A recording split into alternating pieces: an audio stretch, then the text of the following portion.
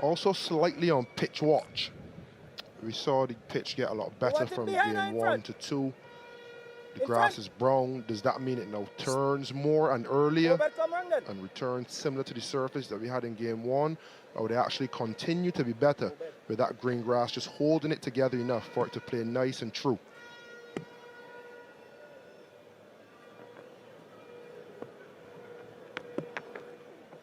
Yep.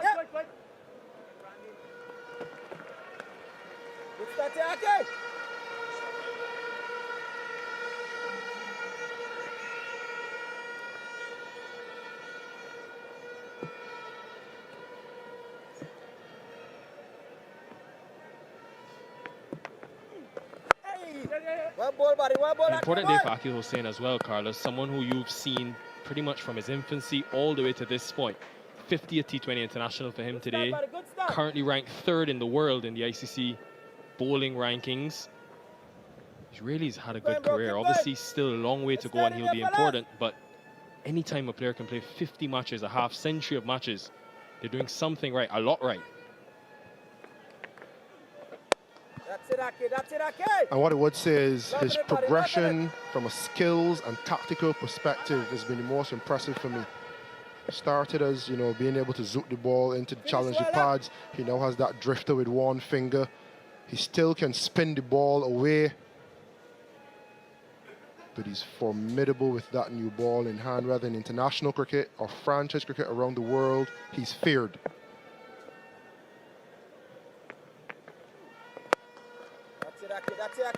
So far, it's been consistently disciplined. They'll see this as a small win, the West Indies, given the way they started yesterday. It was carnage. So I know we're only 5 deliveries in, but the fact you've got a left hand at the crease and they've only scored 3 has to close the over, though. That will be key, sorry.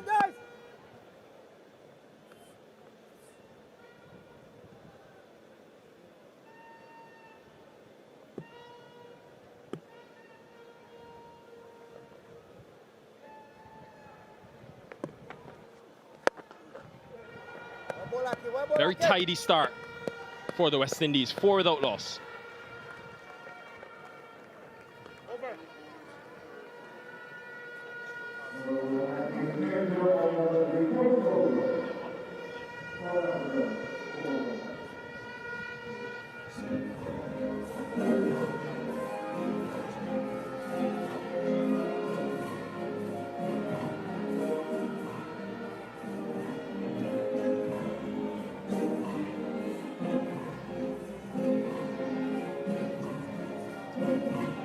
Two exciting debuts. Patrick Kruger, what a story he has. We'll see him a bit later on, the all-rounder. Powerful all-rounder from South Africa. I like Athanaze as well from Dominica. Shamar Joseph with new ball in hand. He's done this consistently across the series. Very new in his journey, but part of that T20 World Cup squad. He could be very important with his extra pace. Went for 21 yesterday in that solitary over he bowled.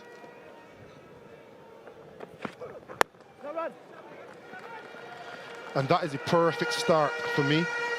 When I assess a Shamar Joseph, I had a short chat with him yesterday, and I reminded him you're a test bowler. There are not many men that are good enough to do what you've done in your short career so far.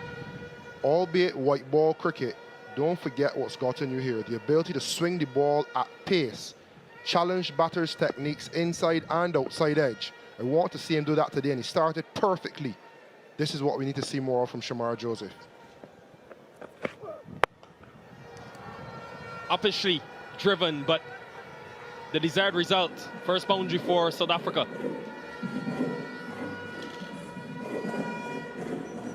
Overpitched from Joseph. And dispatched from Reza Hendricks. Filled with class, bit of swing on offer. And a beautifully essayed, lofted cover drive. And with a deep point and deep backward square, I think he probably rather errs on a shorter length as opposed to a fuller length, aiming for that good length area.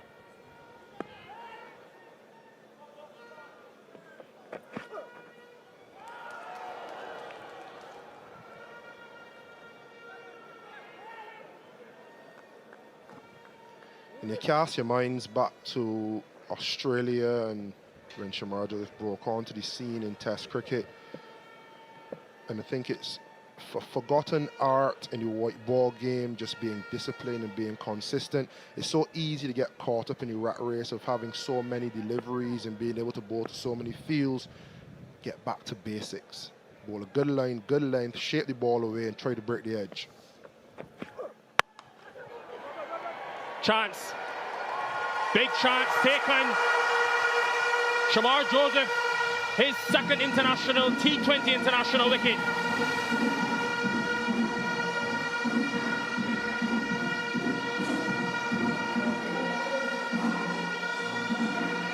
This is what high pace does. Good length. Reza Hendricks forcing the pace, hitting the stick of the bat, Shamar Joseph. And Gudakesh Motie will not drop that today, tomorrow, or ever. That is a celebration we've become so familiar with. Reza Hendricks gone for 6.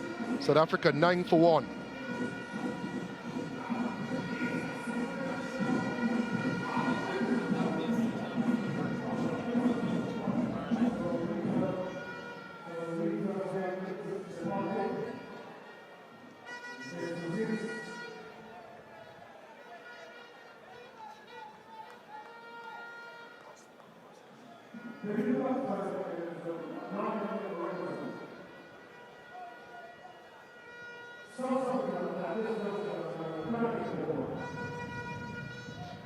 Brian Reckleton from Johannesburg made his one-day international debut against the West Indies back in 2023. Made his T20 international debut against the West Indies in this series. Hasn't really got in the runs yet. Here's why he's arrived. Once again, hitting a good length. I'd love to see more of this from Shamar Joseph. That is not a short delivery. That is a good length delivery at high pace. Hit the sticker, force Reza Hendricks to make a play. And if Shamar Joseph can continue to do this consistently, he will cement his play in the West Indies 11 for the World Cup, and he'll make massive impact. This is a role that we've heard Coach Sammy talk about, getting wickets in the power play to nullify the back end with the ball in hand. Joseph was confident, but Fletcher didn't react. Reckleton says no, nothing. You can see from his body language though, Carlos, he's up, energy is up.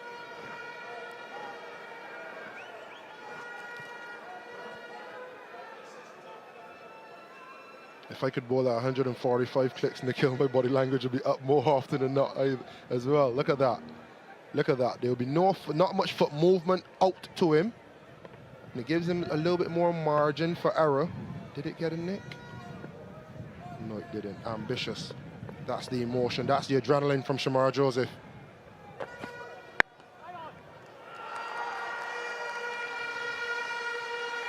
And to be fair to him, he admitted yesterday that obviously the plan to the Kock was trying to bowl fourth stump. He got a bit too wide and too full on a better surface with less grass. Some deliveries that he would have gotten away with 3 days ago, he didn't yesterday, but this is a much improved start. Yeah, and the other thing I want to see from him is if he does go around the park, to stay within the game, stay with the game. He can make a change, make an impact.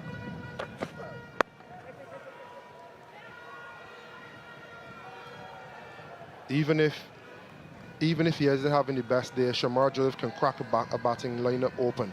That's the end of the second over, 10 for 1. Yeah, their middle order has struggled in this series. South Africa, they'll be hoping for better returns today. Matthew Bretsky, Rassie van der Dussen especially. Now this is interesting. 2 left-handers at the crease. Don't always see back-to-back overs, consecutive overs being bowled in the power play, but Brandon King has gone brave. So left arm spinner to the 2 left-handers. Long on, deep backward square in place.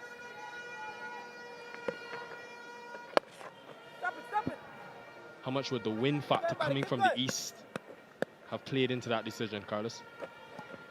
Yeah, I think it's high risk, high reward. Batters always feel a sense of anxiety when spin comes on in the power play. It's this famed matchup. They feel as though they have to do a little bit more than they really do, and that sometimes can play into the hand of the fielding team. That same thing has worked against the Kock. Last year in South Africa, Hussein got him. Then yesterday, mentioned before, he took him down, but also was dismissed. So not a bad move from Brandon King. Courageous. Let's see if it works.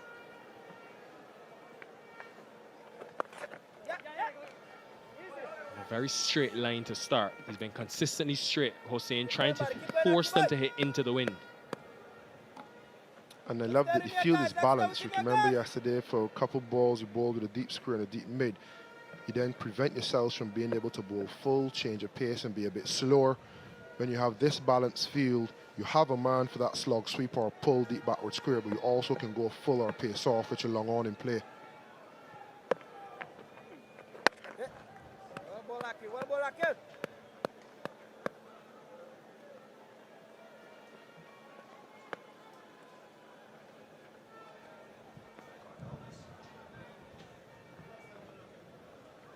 He's doing well here, guys. He's doing well here, guys. Let's stay with him. Let's stay with him.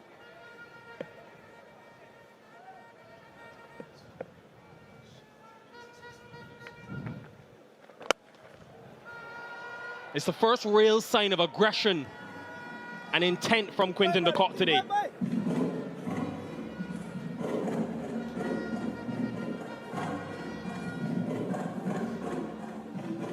Well weighted on this occasion from Quinton de Kock. You know, you had to get it in front of square. There's a man stationed, that deep backward square, and he had to try to get it in front of square, went more mid-wicket region, he's away. First boundary and 6 balls for him. Coming off of yesterday's knock as well, he feels form is back. Maybe just doing a bit too much. They will have a think about it. Fletcher's confident. Umpire Leslie for Junior unmoved. And they have sent it upstairs. Let's see. Should be close.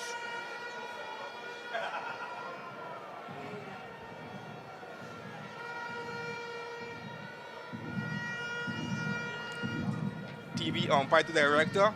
You have a player's review for LBW. I've checked the feet. It's a fair delivery. The original decision is not out. Can we start with the front on spin vision?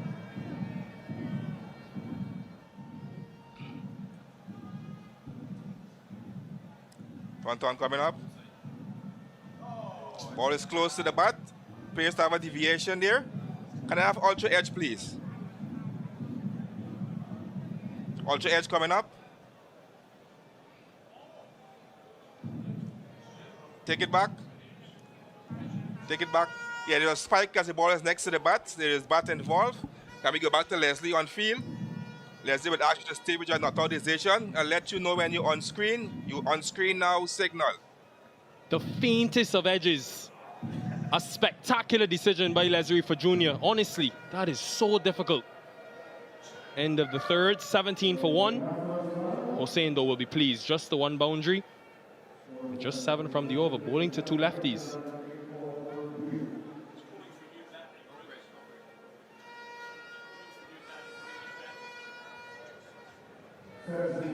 West Indies have been able to control the power play on this occasion. Shamar Joseph back to test lines and lengths. Akil Hussein playing that role that he's been famed for in his, over the course of his 50 T20I, starting with a new ball and showing all his repertoire of skill.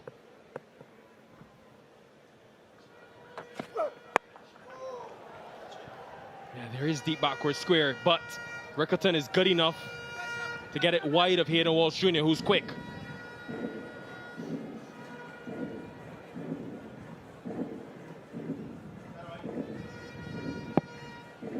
Small margins for Quinton de Kock.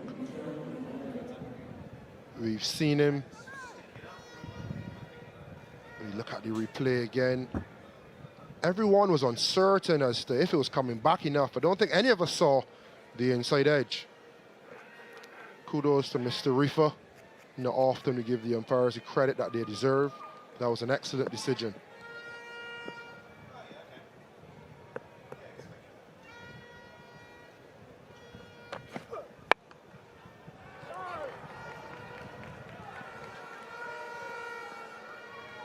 Carlos, we've seen now the same bowler from both ends for the first 4. I often hear cricketers and batters talking about lining guys up when they bowl consecutive overs, especially in the power play. Is it a real thing? Yeah, there's an unwritten rule of definitely not 3 back to back to back. But I see no trouble in this situation. The first innings, 2 guys have bowled well overs 1 and 2. No reason why you can't give them overs 3 and 4 as well. Got away with one. Full toss, missed out there, Reckleton. I think also it helped that they have a new batter at the crease. When Joseph bowled, he would have bowled majority of the over to Hendricks. So I guess it kind of negates that unwritten rule. I think another thing to bring into play is potentially series is 1. Can we now get Akil Hussein to bowl a few more balls with the new ball? Shamar Joseph to play a role that we may ask him to play in the World Cup. So they may be looking a bit further than this game. The second time in the over, he's gone too full. This time put away. Reckleton was not going to miss twice. Quality player, touch player, just rolling the wrist on this occasion to get between the stumps and mid-on.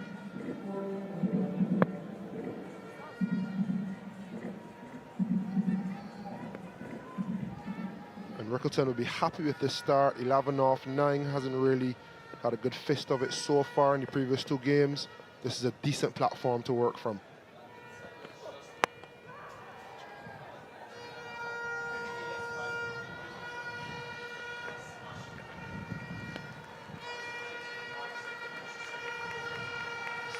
I think the South African batters, they've had similar intent. You think about yesterday, they got off to an absolute flyer, 85 in the power play.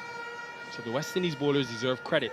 Yes, a few boundary deliveries have been there, but for the majority of this inning so far, it's been consistent discipline, especially from this Courtney Walsh and where Hussein has bowled from.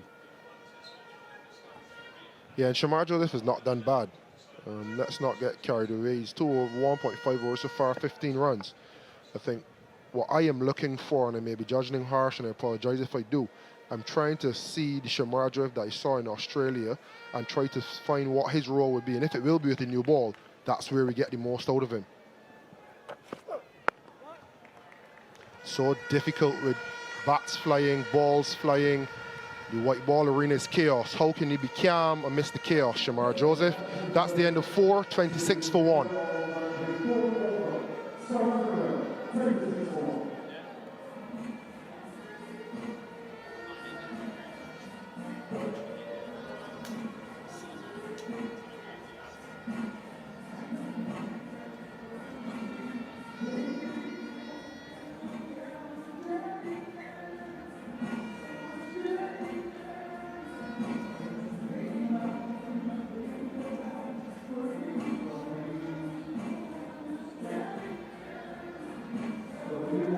Yeah, reminder to the viewers, if you're now joining us for the first time in this series, I would feel bad for you because you've missed some exciting action, but no Roston Chase today, no Romario Shepherd for the West Indies. Both were in action yesterday, both had an important role to play.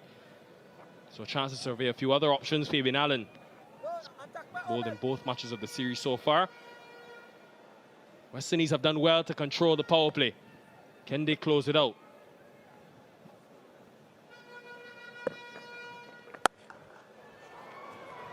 Spanked. Top class work from Reckleton. Brute force. Ryan Reckleton. Bang. Absolutely smashed through the offside. Precision with power. Not a man move.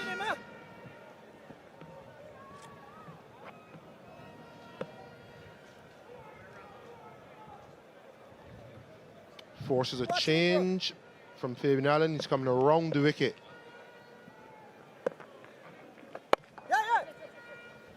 It's amazing, Reckleton's journey. You know, I remember when he made his debut in that one international series against the West Indies. Given the way he's set up, given the left-handed nature, many were speaking about him being the Kock's replacement. When the Kock retired, he's just retired from one international cricket, but when he was finished with T20 cricket, they all said Reckleton will be that replacement. But he scored so much runs, he's done so well that he's forced away into the team. Catch it! Just short of Joseph. You know what they say, Carlos, runs is the best currency. They can't keep him out. Second most runs in the T20 challenge. They're hoping to build on it.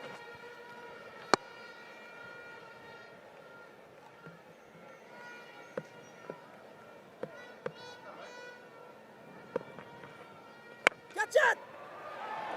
Another valiant effort. Again, don't think it carried. This game is such fine margins. Not only the third ball just in front, Shamar Joseph dropping short, or this one, oh, just dropping short.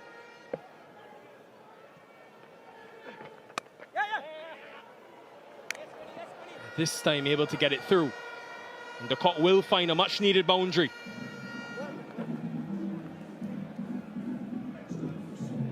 There's so much footwork happening from Quinton de Kock to try to get the ball where he wants it. But the ability to be flexible enough to change mid-flight, to get into a cut, the precision to pick the gap and to get four, sublime.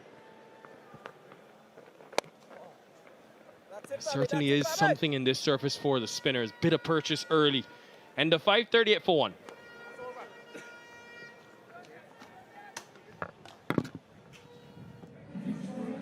So 5 overs gone, 38 for 1 at the moment. De Kock 13, Reckleton not out 18. Different game totally today. First of all, South Africa get the chance to bat first. Secondly, they picked up 108 overs yesterday, so it's a little bit slower, going at 7.6 at this stage. And McCoy, who'll be, I'm sure, full of the joys of life after getting the nod into the West Indies squad. Really feel for Jason Holder with that injury. But McCoy will be delighted, I'm sure, to get that run, because it seemed to be far away at one stage. Already bowling with some good pace for that first delivery. Samuel, how you doing? All good, Mike. Hello, everyone.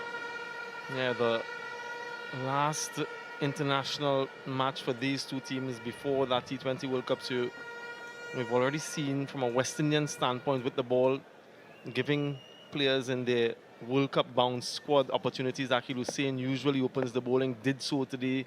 Shamar Joseph, who you think if he plays will be given that role as well. Nicely played over the top from de Kock. Loves playing that shot to stuff that's short on this sort of surface. It sets up. There's two fielders in the deep leg side over McCoy, long on and backward square. And look at the amount of width he presents here. So he just needs to get it over the infield. And he does that quite superbly, Quinton de Kock. Easily disposed of. There's still the power play, of course, which we all know is so important and will be so important in the T20 World Cup. 4 balls left in that power play. Chopped away. Slight misfield. Scamper through for 1.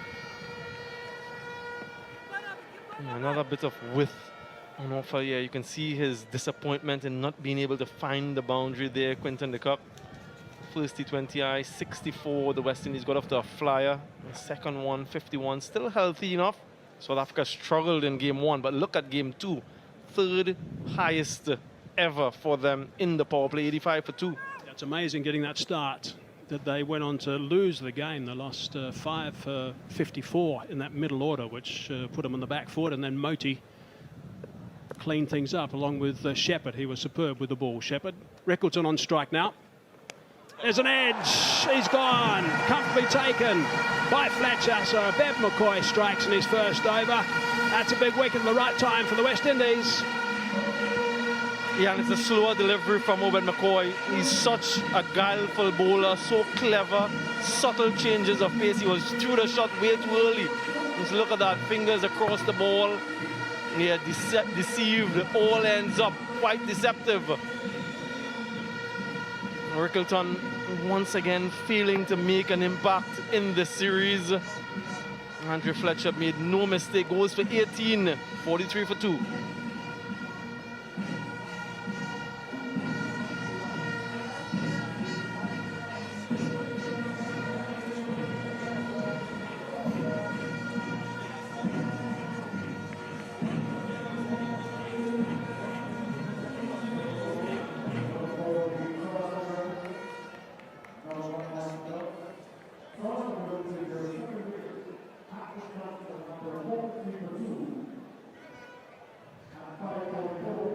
Reckleton certainly hasn't got the scores that he would have liked to have got. I think we could say that Hayden Mark will be batting number 3 in the World Cup, but nice to have Reckleton breathing down his neck, I suppose. Another guy who also hasn't performed to his ability at this stage is Matthew Britsky. He's a very fine player as well, and he's got an opportunity to do a good job here with Quinton and Kock. But Abeb McCoy, terrific to see that he's picked up a wicket in his first over. Would have been very pleased to read some of the headlines, cricket headlines this morning. And that's a lovely little result for him first up.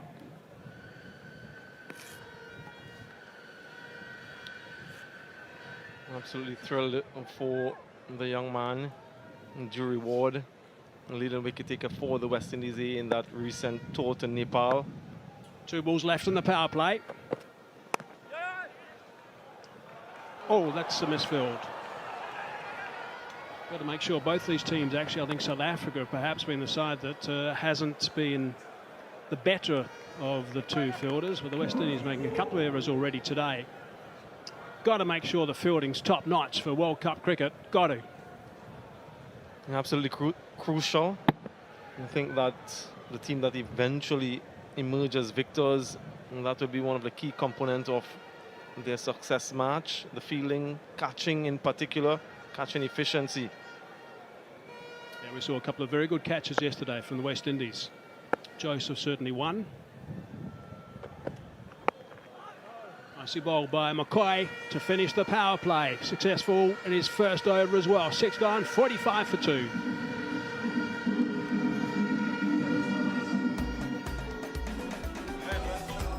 Right, so some of the action in the power play. That was a lovely shot over the top from Reza Hendricks. Went for the pull shots. Didn't get enough connection on that, and he was sent on his way. Joseph picked him up. De Kock wanted to continue the forceful way that he likes to play, like he did yesterday, in fact. When he got 40 and 17 balls and chopped away from time to time. Today, his partner, Reckleton, got a bit of a start. 18 on the board for him before he nicked one through to Fletcher off Abeb McCoy's first over with that slower delivery.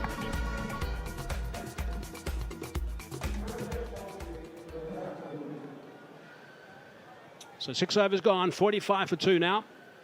A bit more protection for the captain and also the spinners who normally get introduced at this stage.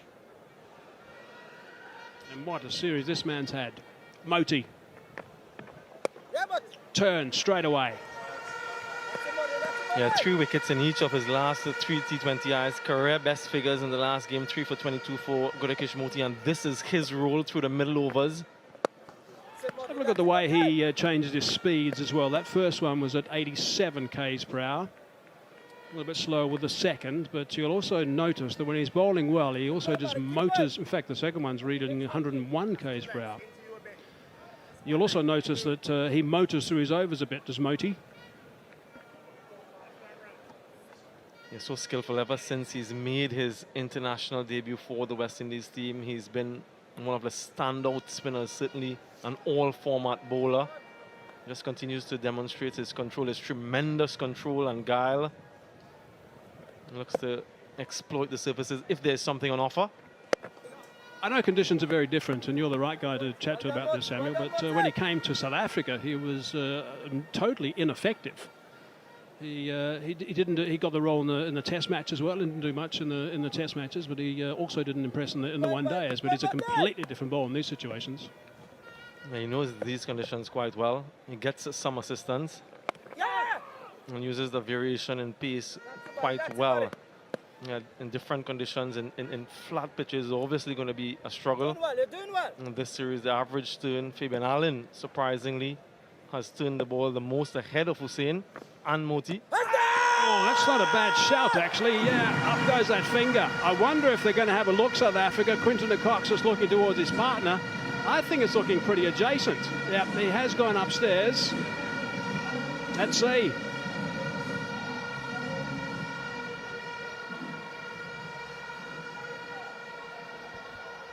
TV umpire to director.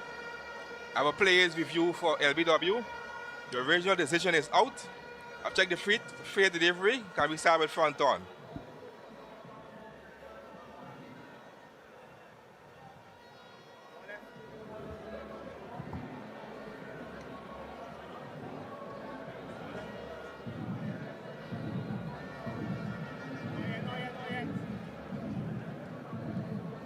Wait an ultra edge.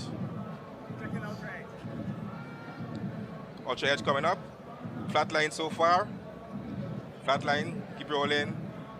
Keep rolling. Not on ultra edge. Flat line. Can we go to ball? Track your rest available, please. Ball tracking coming up. Pitching outside off. In parking line. Wickets hitting. Can we go back to Leslie on field? Leslie would ask you to stay with your out decision. I'll let you know when you're on screen. Yeah, good decision. Confirmed by Hawkeye. 101 k's per hour. That delivery tried to tickle around the corner, but it was too quick for that. De Kock goes for 19, 47 for 3 now.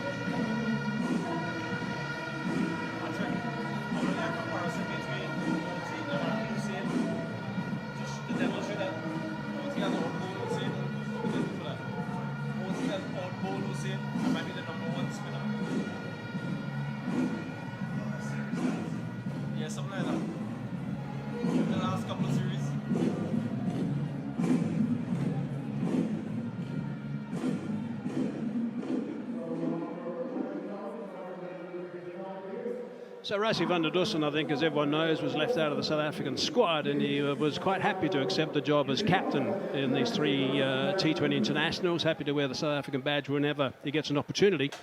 Should have been selected in my book. I've said that clearly before. And I think he would have been sitting back before the start of this tournament and would have thought, okay, well, my job is obviously to get some of these guys that are in the squad, the Bretzkys, the Reckletons, the Hendricks, the Kocks, some runs. So they go into the World Cup, the T20 World Cup, with confidence. And I'll just sit back and not do too much. Well, again, he's out there early. That's it, Motie. Completely against his plans and the team's. 47 for 3 after 7. Great stuff from Motie.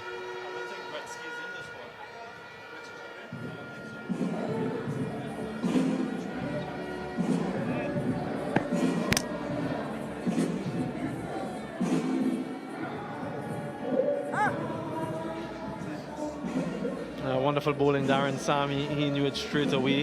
And so did the analyst Athanaze Sitaram. Gulakesh Motie, such an impressive bowler. He might be the leading spinner at the moment for the West Indies.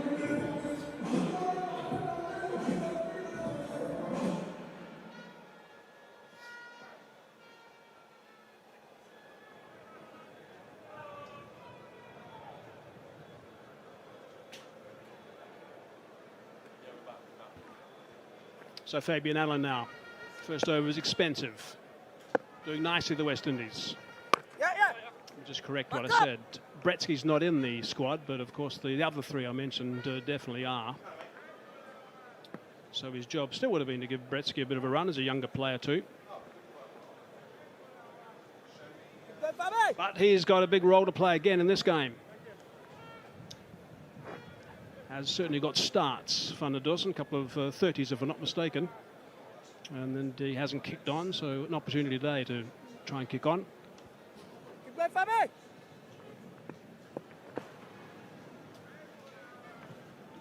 Yeah. One more, Fabi. Familiar with the conditions here in the West Indies. Wanted 2. Sent back. He's trying to catch Hayden Walsh Jr. maybe on the back foot and looking to hustle a couple.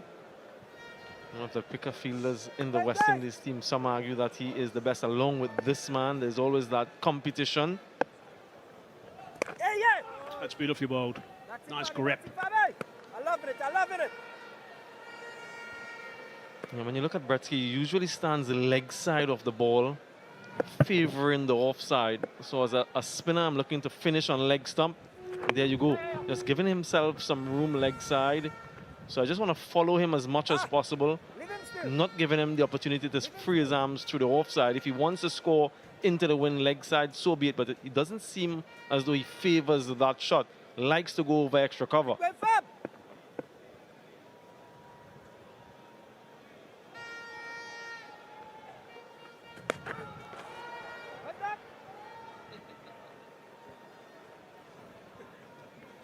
Optimistic from Fletch.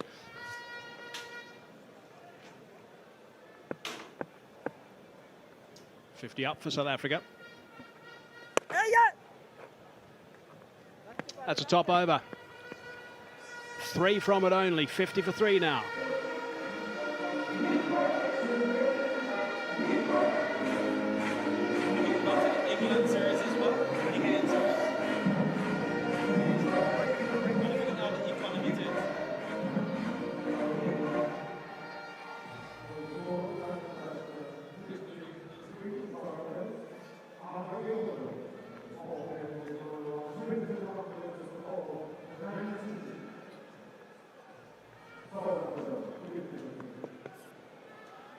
Quite clear that Motie is going to be a handful again today with the first over that he's bowled, and his form is so good he's not going to let up at all. So that's going to keep the South Africans quiet. The fact that he bowls such a range of speeds. Catch it! Cries of catch it. It should be out, and it is out.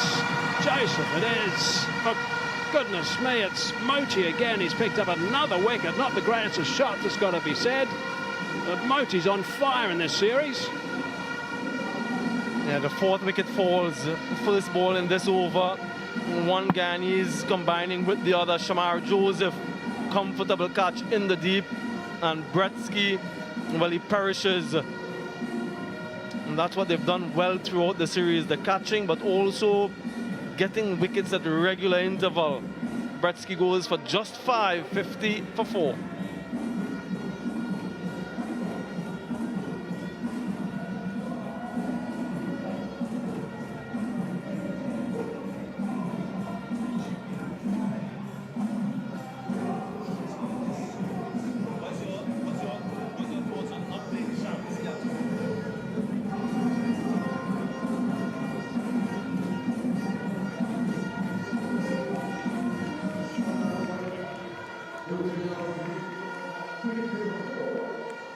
Mulder now getting another opportunity. Plenty of time to bat here, but again he's going to be facing the guy who's given him so much concern in the series, Motie.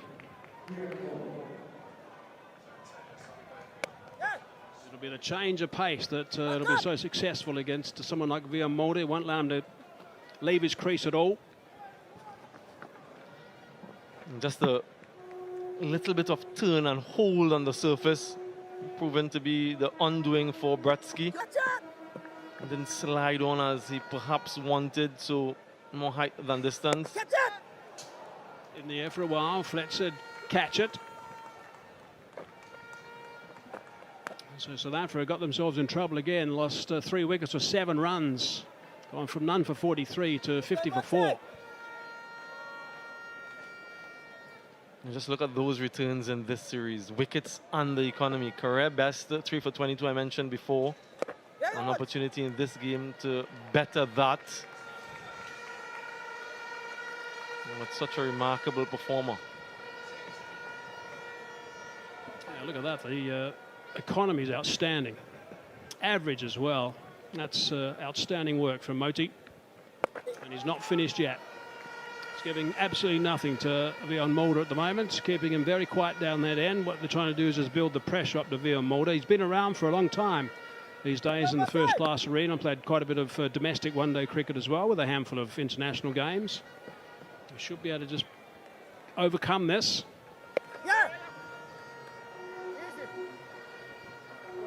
Scampers down the other end. With a very tight over, a wicket, 93, 50, 3 for 4.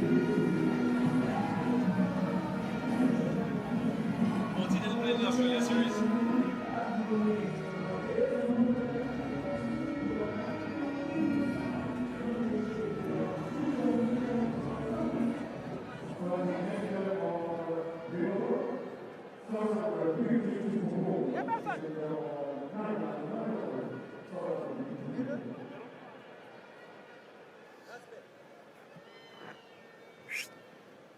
Third time we've used this particular pitch.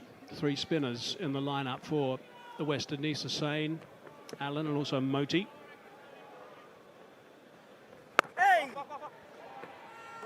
And I just wonder if they will be tempted to use that combination in the T20 World Cup. The 2 left-hand spinners in Motie and Akil Hussein, along with Ruston Chase. I'm sure they'll consider it. But if they One do more, buddy, choose one more. 2, just the way that Darren Sammy speaks about Ruston Chase and his performances in this series, you'd expect that he would be one of them. And Motie, the leading spinner in the recent past for the West Indies, he should find himself in the playing 11. Buddy, keep going, huh? You're doing well, you're Where doing does well. that leave Akil Hussein then? Another proven performer at the international level. Some good questions, good headaches for the West Indian coach. Clever. Rusty van der Dussen likes playing that shot. He's picked up a boundary. It's a really good shot, that, from Rusty. He's done that for years. Very innovative against the spinners. And just look at the control. Just deflects the ball, keeps his eyes on it, uses the pace of the delivery. And though there are 2 fielders backward of point, he gets it fine enough. That is dexterity from the skipper. First boundary since the 6th over. That's how quiet they've kept at the West Indies. Nicely fielded. Doubling up. Easy, easy.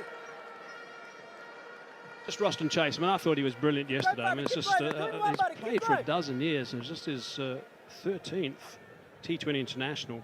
He was innovative as well in his innings. 5 or 6 boundaries behind square. Chase involved in 2 magnificent partnerships. 63 of 25 with Shepherd as well. And also a fine one with Fletcher. 56 off 36. Just played brilliantly and did a fine job with the ball. He'll be a very important figure, I think.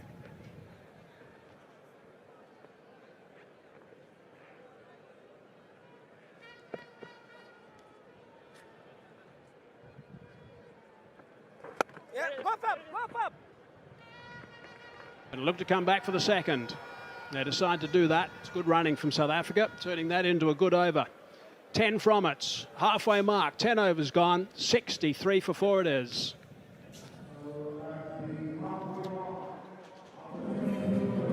South Africa, after winning the toss and electing to bat, they lost a wicket early. It was that of Reza Hendricks. But then there was a bit of a recovery, and then wickets started to tumble after that. Second with 43 on the board, third with 47, and fourth with 50. So there's wickets going down pretty quickly. This is the first to go. Reza Hendricks looking to play that pull shot, and he was caught at a mid-on region. Motie taking the catch. And there was an edge at chasing a wide one. LBW firing it in was Motie to the big wicket of Quinton Kock. And the last one to go was Matthew Bretsky, who tried to go hard down the ground straight. Sliced across a little bit, comfortably taken by Joseph, his second catch. Motie's been brilliant so far, 2 for 5, his return off a couple. And good to see Abed McCoy picking up a wicket in his solitary over up until now. So West Indies in a good position at the moment at the halfway mark, 63 for 4. Hello, Ricky. How you doing? Enjoying this display of spin bowling and discipline from the West Indies bowlers. Gurkesh Motie's been sublime throughout the series. And just to look at the 7th over and his speeds and the full repertoire of skill. He's gone from 88 up to 100, down to 90.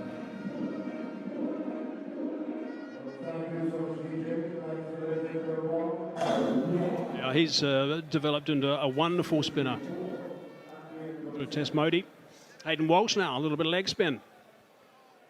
Stacked full of spinners in this game today, the West Indies, giving a few boys a little bit of a run as well. Good to see Hayden Walsh out there. Looking forward to this, I'm sure. Van der Dussen on strike.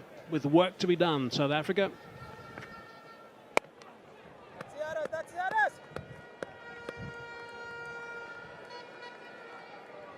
Happy to see Hayden Walsh. Really interested to see how he goes, how he starts. Catch it! A little bit of air, trying to go airborne. Oh, it's caught, but 1 foot was over the rope. So I think Kyle Mayers perhaps could have been a little bit more aware of where he was.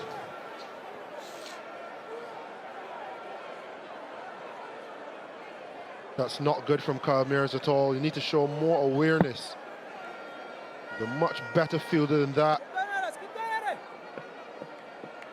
Never sensed to where the rope was and gently stepped over.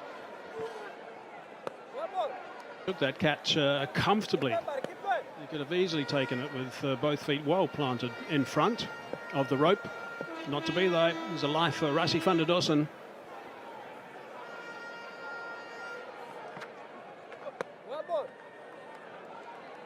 Looking for something a little bit wide on that occasion was the South African captain.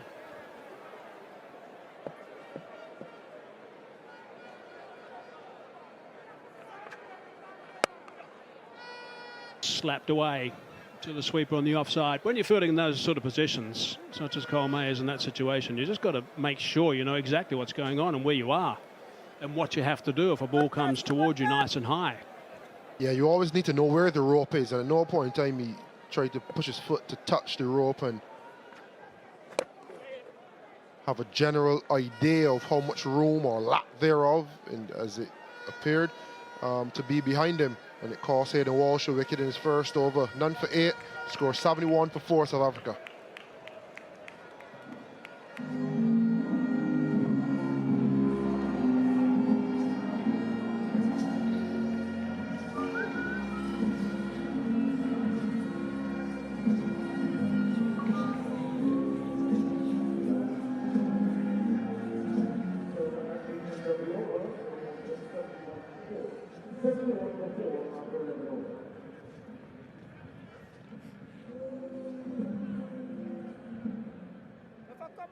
Losing those 3 wickets for just 7 runs has put them on the back foot, so now it's a matter of just getting things back on track a little bit. So tidy overs the last 2, make no mistake, South Africa will be very, very keen to win this game.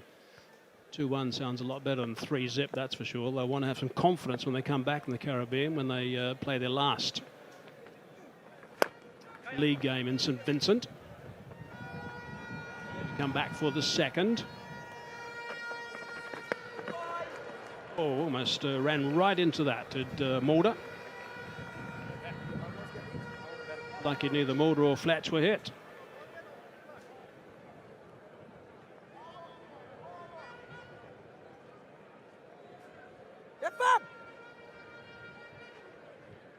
And the South African middle order will look very different in the World Cup. That's one thing that I think everyone realises. Yeah, Akil, go, Akil. Markham at 3. Keep going, buddy, keep Klaasen, Miller.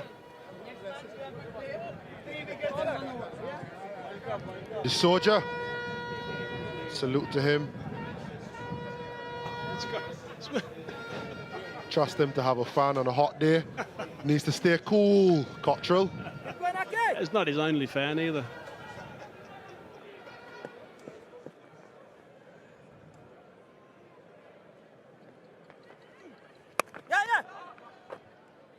Dot ball. And then Stubbs, of course, also in that middle order for South Africa. So it's quite dynamic, that middle order. And they should put South Africa in good stead in the World Cup games. They play their first 3 in New York, actually. Yeah. Back up.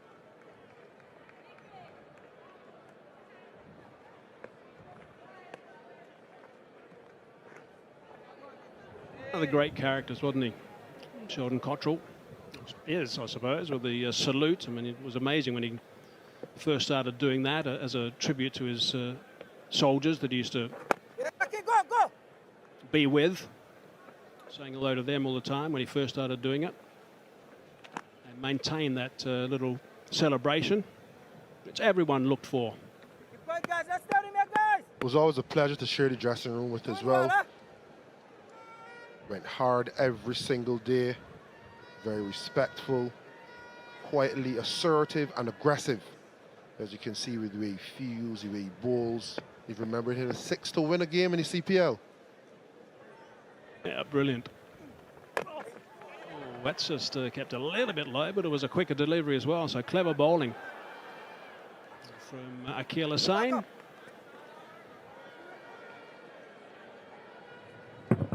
Just a bit of a bottom edge on that. End of the over, 12 gone, 77 for 4.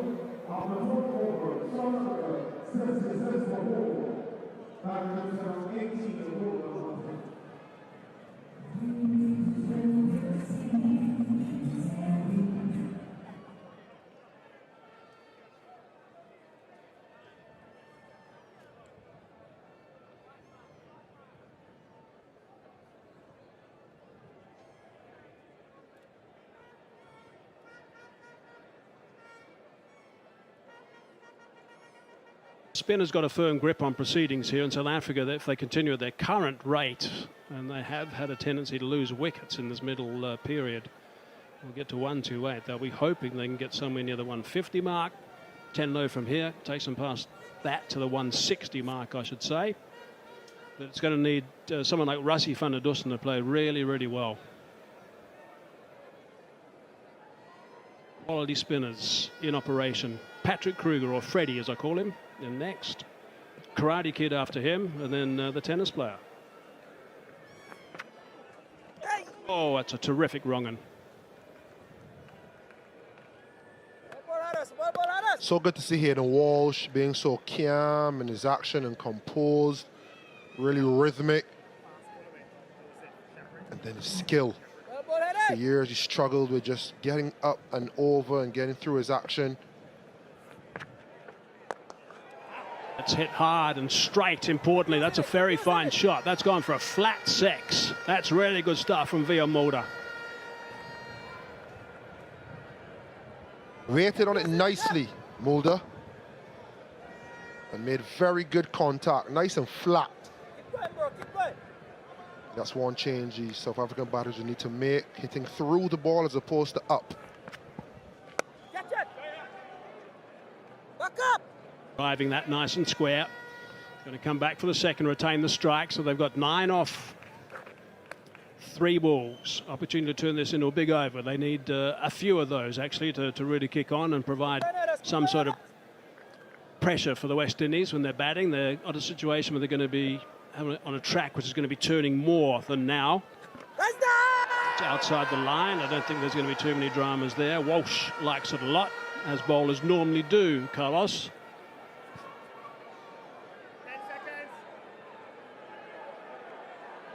They're interested.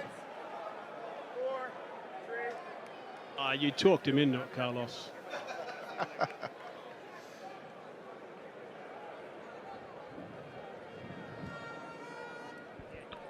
TV umpire to director. I have a player's review for LBW. The original decision is not out. I've checked the feet, the fair delivery. Can we start with front on?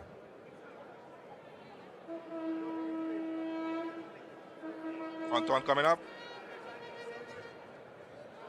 Appears to be a gap between bat and ball.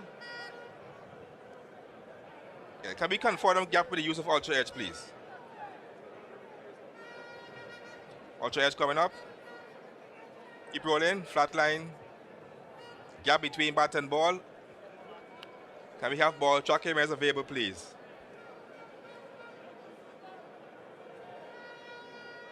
Ball dropping coming up. Pitching outside off, impact outside off. Can we go back to Leslie on field? Would ask you to stay with your not out decision. You're on screen now, signal. Yeah, I thought it was a little bit optimistic setting upstairs, but they've got some reviews to use. They've got none left now. Looked good on the face of it. Batter walks across, it's googly. Missed it on the inside. But we Mulder walk way across, so much so that you could see his leg stump. And as a result, impact outside of off means you shouldn't and can't, on review, be given out LBW. Providing you're playing a shot, of course, it can change if you're not, and that's something that some of the American viewers, when they tune into the World Cup, won't quite understand, I guess. There will be a huge Asian population in the United States that'll be watching the World Cup, and they'll get right into it. Short and wide. Work to the sweeper, just a single. 13 gone, 87 for 4.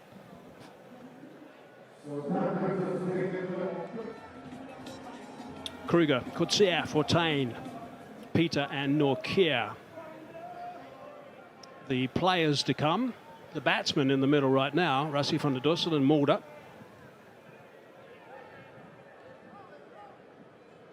Bev McCoy just the one over, 3 dot balls, 1 for 7. With a sprig in his step. Has to be included in the World Cup squad, sadly, with Jason Holder. As far as he's concerned, not being fit. So it's handy for the West Indies to have a replacement such as McCoy. Just slide him in. Mulder's played nicely so far. Right across him. Nicely bowled by McCoy.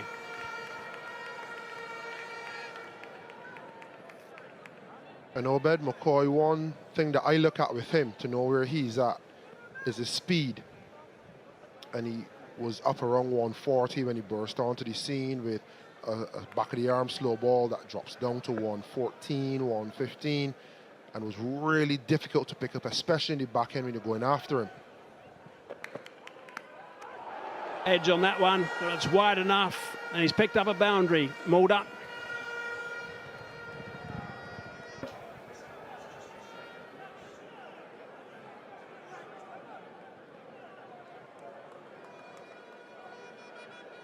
Slice of luck for Hayden Mulder. He'd say he wanted to hit it to third, probably did. Not that fine, but fine enough, wide enough, and rewarded with 4.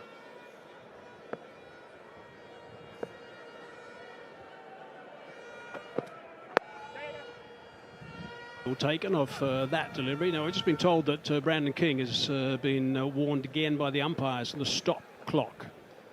So that means he's taking more than 60, or the team is taking more than 60 seconds between overs. On the third warning, the umpires award 5 runs to the batting side. He got just the 1 warning yesterday, so he's had 1 already today. And just back on his speeds for McCoy, that last ball was 137.7. He's been working on a ball that brings him somewhere between that high 130 and 115, where he kind of rolls his finger alongside the ball. So he wants to be that average speed more often than not. With the ability to get up to 140 as a surprise delivery, hitting the stick on a hard length, or the back of the hand slow ball, or the wide slow ball as the off cutter, going away from the right hander, down at 112, 113. It's good to see players working on the game and adding things to the repertoire, and something as subtle as moving from 133, 134 down to 136 without much arm speed, even in the middle, can be quite handy. So you could potentially be bowling a similar length and the batter just gets there half second early. You just need to miss the middle when batters are going, and you have a chance at long on and long off deep mid wicket to get a wicket for your team. To work nice and fine. And another boundary. Tidy over this. 10 off the over now for South Africa. They're building up a nice little partnership, these two. 47 off 34 at this stage. This is as educated an edge as you'll get. A little bit of deception. McCoy will be happy with that. But Hayden Mulder intended it to go this fine this time. That one is more class than luck. Nice partnership building. 47 off 34 deliveries so far. Yeah, the run rate has just ticked over 7 to the over. Good strong drive. Straight to Motie. No run. Stays at 10 off the over. 14 gone. 97 for 4. Only the 2 partnerships of any note to Kock and Reckleton, 34 off 25, and this one's the pick off them, 47 unfinished at this stage. Mulder's played nicely along with the skipper. Players, of course, have got involved all the time with all the analysts around the place. I remember the last time South Africa toured here, during COVID times actually, which were tough times, obviously. Motie back into the attack, 2 for 5 at this stage off 2. And McCoy was bowling. The South Africans, talking about analysts, it was picked up that an analyst picked up the fact that when he bowled that backhand slow ball, he closed his fist when he bowled it. And that was something the South Africans tried to work out if they could actually pick if he was going to give him enough notice. But in the end, they gave it up because they realised if you're watching that closed fist, it was going to be a bit too late by the time the slow ball came out of the hand.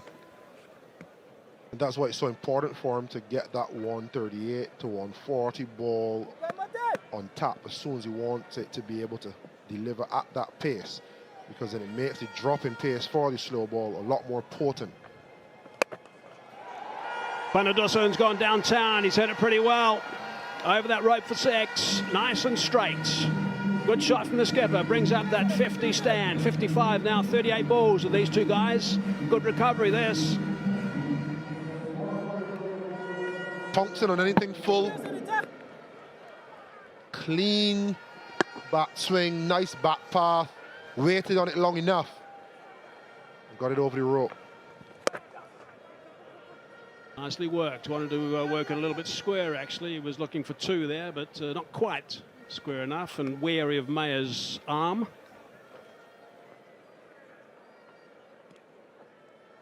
Confirmation of that stand that I was talking about. These two guys have got to keep going for a while because there's not a great deal to come in the batting stakes.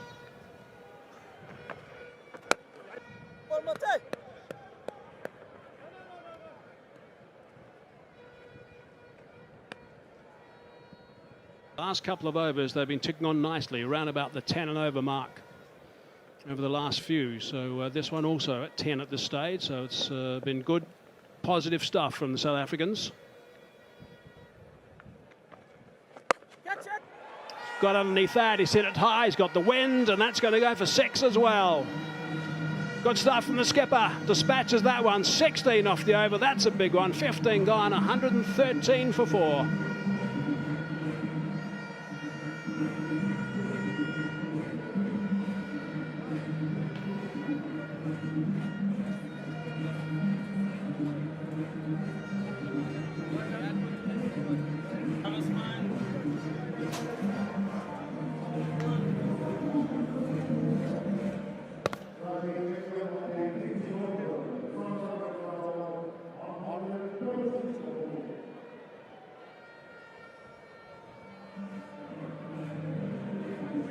The last 3 overs have been fruitful for the West Indies.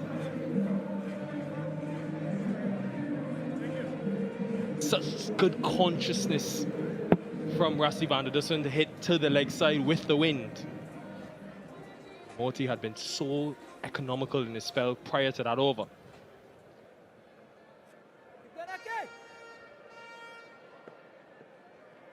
Time for more spin. Akil Hussein.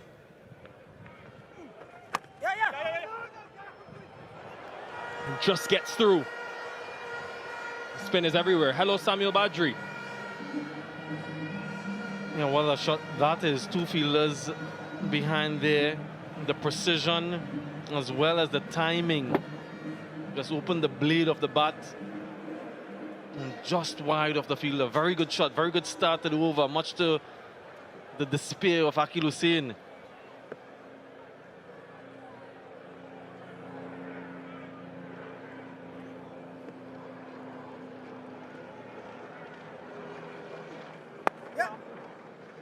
This is an experiment for the West Indies. They've made it quite clear that they will have some spin in the last 5, whether it's Chase, Motie, or Hussein. So no surprises to see Motie bowl that 15th over, Hussein bowl the 16th, and wouldn't be surprised if Motie bowls another one to close out the innings.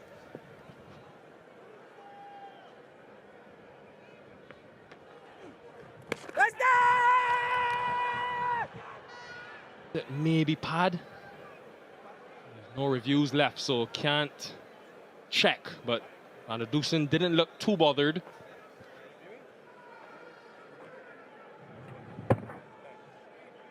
Might just have been the pad. Flicked on the way through. Good take by Andre Fletcher, though he's done a good job. Dutiful behind the stumps in this series.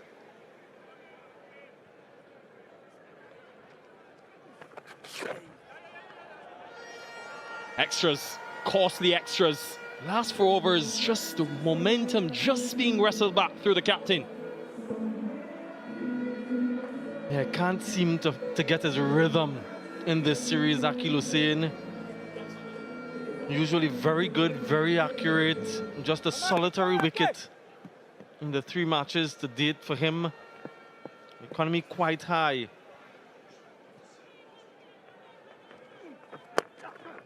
And just a build on your point, Nikhil, as they search for 2. Very good running again. And from these 2, about the viability of spin at the back end of the innings. I think given the conditions, or the expected conditions rather, teams might be tempted to use an over or 2. This is Akil Hussein today. Just a few dot deliveries. Good areas. Maybe the line could be at times a little bit straighter.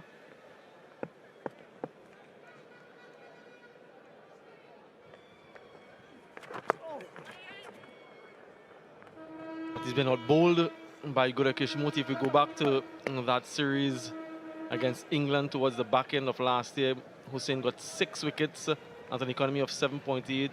Motie got 5 wickets, economy of 7.3. But this series, Motie's gone 8 wickets to just the 1 wicket for Akil Hussein.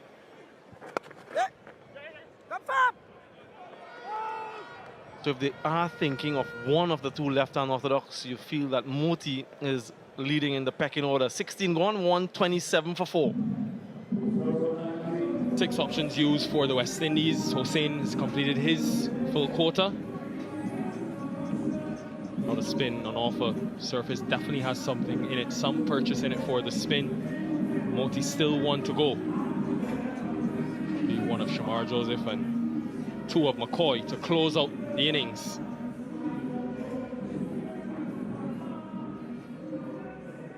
Been a good partnership this though. 77 from 48, much needed. Collapses in the middle, South Africa, so great that Mulder and Van der Dussen both into the runs, for the future at least. Well, if you're just joining us and you haven't heard as yet, the news emanating from the West Indies camp is that Obed McCoy is named as a replacement player for the T20 World Cup. An injury to Jason Holder means that he's out. So this man received the news earlier today that he's in. He's World Cup bound. They'll be heading off to Trinidad after this game for a warm-up match against Australia,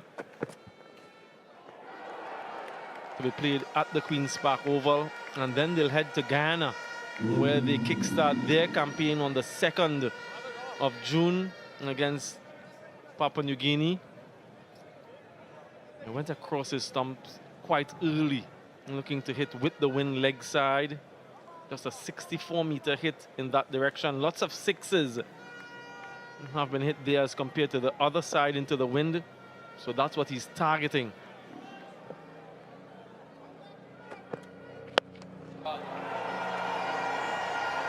High.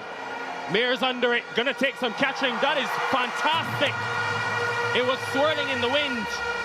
Great judgment and great execution from Obed McCoy. 72 meters straight back. This was crunched, slower delivery, and hence towards the bottom of the bat. Kyle Mears did incredibly well there, just to hold his composure very close to the rope as well. Van Mulder goes for 36. Another wicket falls half the side down now, 127 for 5.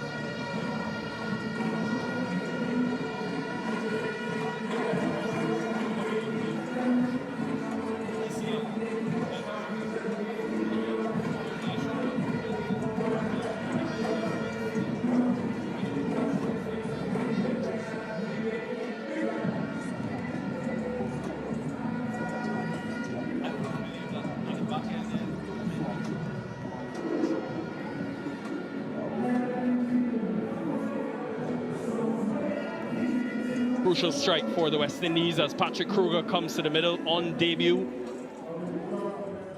It's been a crazy 6 months for him. Replacement player in the SA20. Had a good CSA T20 challenge. Struck at over 150, and that's why he's here in the Caribbean. But variations, subtle changes of pace. And just look at the commitment from Kyle Mears. Really good judgment. That was a steepler.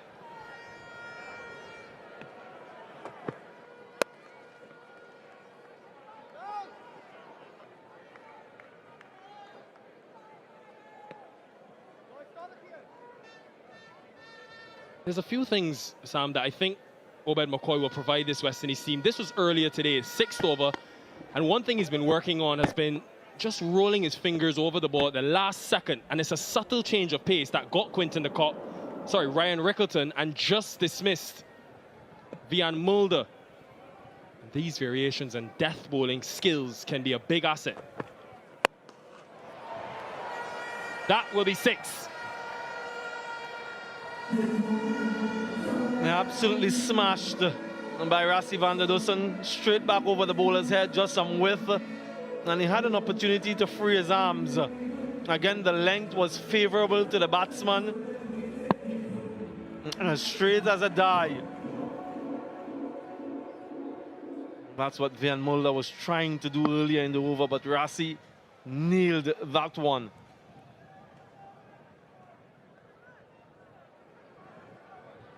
And because of the variations that he possesses over McCoy, he was given that 6th over, usually a very difficult over, the final over of the power play. And if he plays, he'll also be given these difficult overs at the back end. And you need those sorts of variations, those subtle changes. He's been working on his game for a long time. When he first came on the scene, that back of the hand slower ball was his go-to delivery, quite deceptive. He's now using that leg cutter, fingers across the ball at the last moment. So he's just adding to his repertoire. Very confident based on what he did in Nepal, now named in the squad. And good execution other than the 6 as well. Bowling to those 2 deep fielders offside. 1-3-6 for 5. Rassie van der Dussen will be very pleased with this contribution, but you'll understand that the job is far from finished. 3 overs to go. If he can bat to the end, both Kruger and Kutsia to come have power. Shamar Joseph, 2 up front. 2 good overs with the new ball. This will be a different challenge for him. Not a lot of experience bowling at the back end of the innings.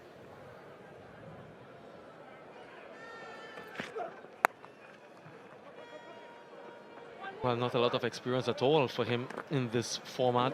Just the 3 matches before this series for him. So it's a new experience all around. Playing international T20s for the first time against an established cricketing nation in South Africa.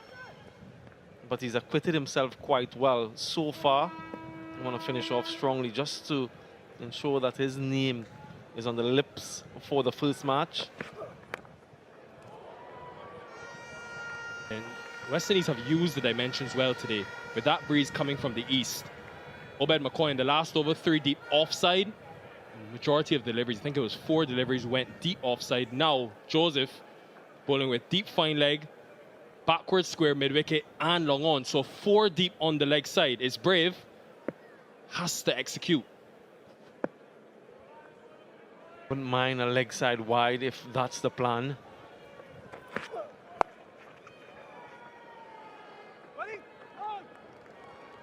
But these are all building blocks for the young man as he looks to forge an international career. Opportunities at the different stages of the innings, which brings about different mindsets, different field sets, and of course, different plans. Bowling the new ball in the power play, yes, it's challenging, but bowling at the back end of the innings, if you ask any bowler who's done both, they'll tell you that this phase here is the toughest, especially against a set Rassie van der Dussen. But well executed again. And something that the coaches have tried to do, Sam, just watching them at practice, is a lot of match scenarios. So on Monday, for example, the first session here, Shamar Joseph would have bowled, I think it was 2 times at the back end of the innings. They're trying to do these match scenarios to get them in the mode of bowling under pressure. So they've got their best middle order batters set and batting against their best death options. Just trying to simulate what the pressure would be like.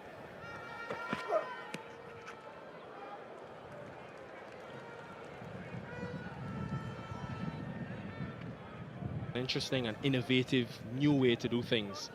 Seem to stress a lot on that, Sammy. Just because they only have a limited amount of games today and one against Australia, a warm-up game before the T20 World Cup. So just trying to get guys, especially like a Shamar Joseph with limited experience in these situations.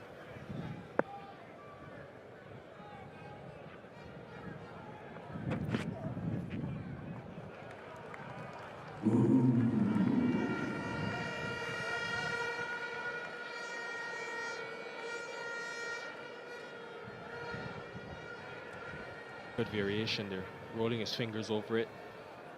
Again, known for his raw pace, but this is another aspect of his game he'll want to enhance. Similar to Matthew Ford in the first T20 International. Was impressed with the execution of the Yorker when he got it right.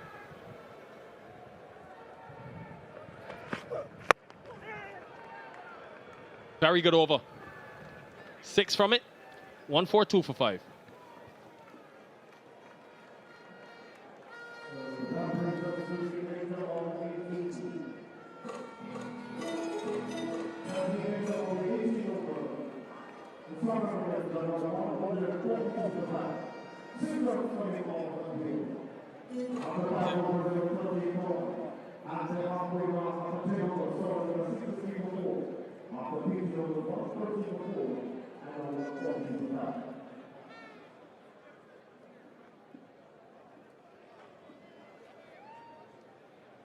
Since the West Indies took that wicket of Vian Mulder, rate has decreased. Just having an extensive discussion on Obed McCoy. He will be, if he plays, one of the certain death over options for the West Indies. Here he is in his 4th over.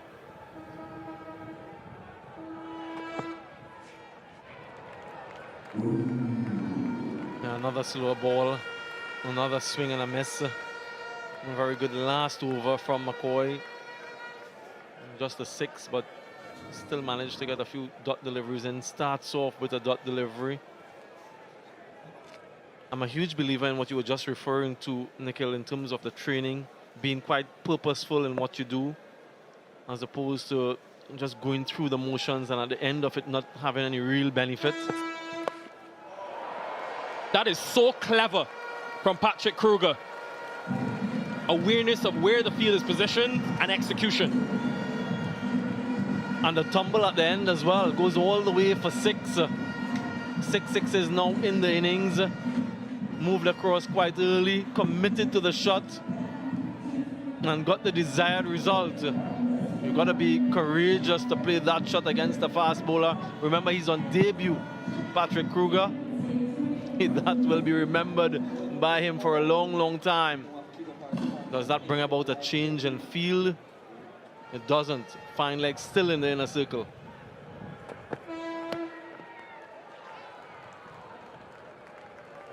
No wide signal. Just look at where he stands.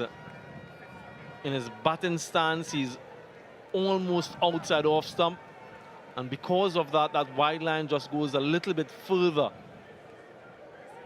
Obed McCoy is acutely aware of that, and so he can go just outside the guideline. Back in a regular stance now.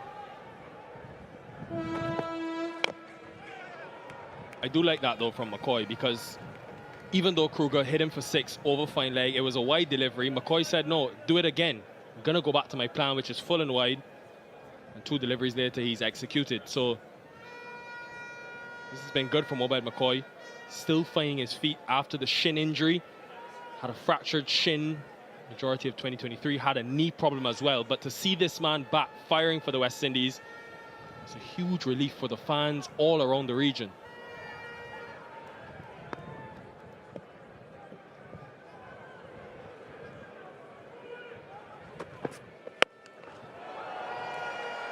That will be a commanding half-century for Rassie van der Dussen. A much-needed return to runs for him.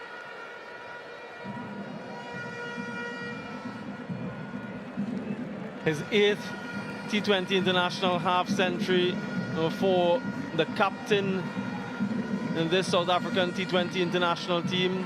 Smashes that one with the win across the leg side. Kruger was trying that, but Rassie shows him how to get it done. Important knock.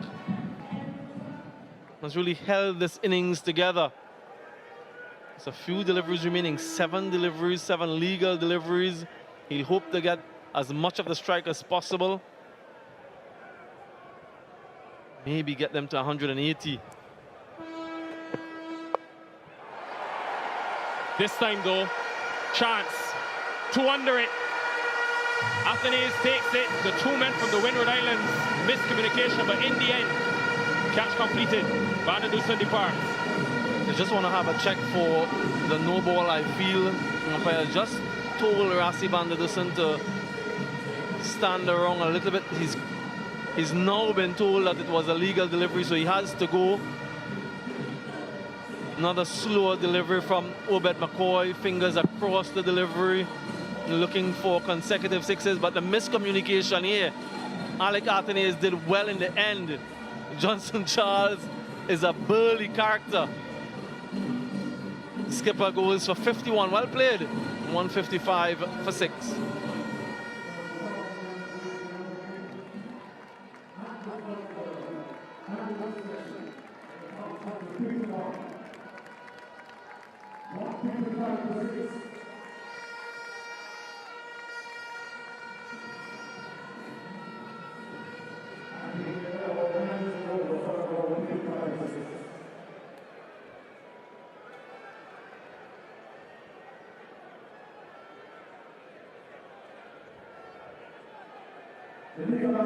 Gerald Coetzee. He's got long levers. He's very capable of hitting a few big maximums. Need a few, at least. South Africa. Here's Shamar Joseph. Hits the boot of Fletcher, so they'll get through for the single, but well executed again.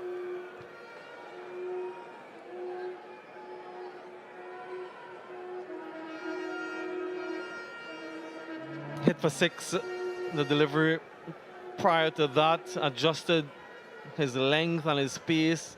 Almost a bit of disaster for the West Indies.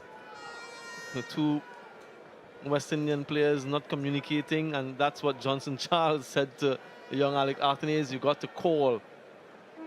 Make that call early, clear the way, complete the catch. He did well though.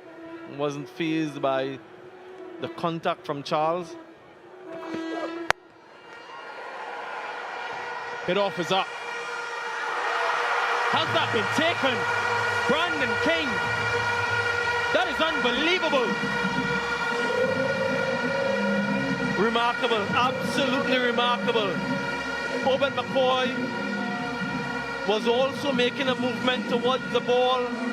Brandon King was going backward. I thought that Obed McCoy had a better opportunity to take the catch. Just look at this, folks. This is brilliant. Really exceptional stuff from the West Indians. The last 2 catches have been really good. The captain gets his man with the catch. Gerald Coetzee goes without scoring, 156 for 7. South Africa losing wickets in quick succession. That was sensational from Brandon King. And that was going with the wind. It was always going away from the fielder. Another wicket for Shamar Joseph. Gave himself some room. Wanted to get it over the infield, bottom of the bat. Let's look at these two. Obed McCoy thought he was close enough. His hands were stretched. And then out of nowhere, Brandon King appeared. Kept his composure. Eyes on the ball all the way.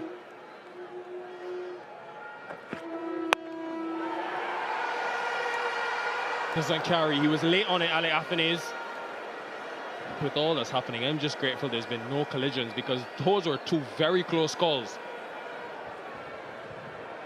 And beyond 14 was late on that delivery as well. Something that has pleased me no end, Nikhil and viewers, the fielding of the West Indians. Sometimes they're a little bit lethargic, naturally talented and gifted and athletic, but sometimes they seem a little bit lethargic on the field, and only when they're under pressure back against the wall you see the best of him. We've seen that. They've been on the mark all the way through. I mentioned before that that would be an important factor in the T20 World Cup, the catching, the ground fielding. Seemed to be a well-oiled machinery in this West Indian team. 7 players, remember, to join this squad. Lots of hopes and aspirations from an entire region. Has to hit, misses. He lined it up, took his time, aimed, fired, but nothing. I wonder if he had an opportunity to run with the ball toward the stump as well. Yeah, he can smile now. But you're right. He assessed the situation, took his time, aimed, fired, and missed. He might have been able to actually run toward the stump and take the bail off. Decided to go for the throw at all three. Yeah, he's smiling. Brandon King isn't smiling. He's holding his shoulder. That's how forcefully he's pelted that ball. To no avail. Final delivery.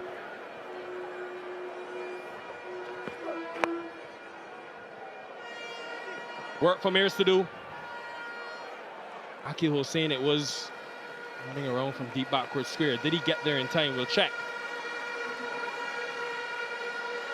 Yeah, this will be close.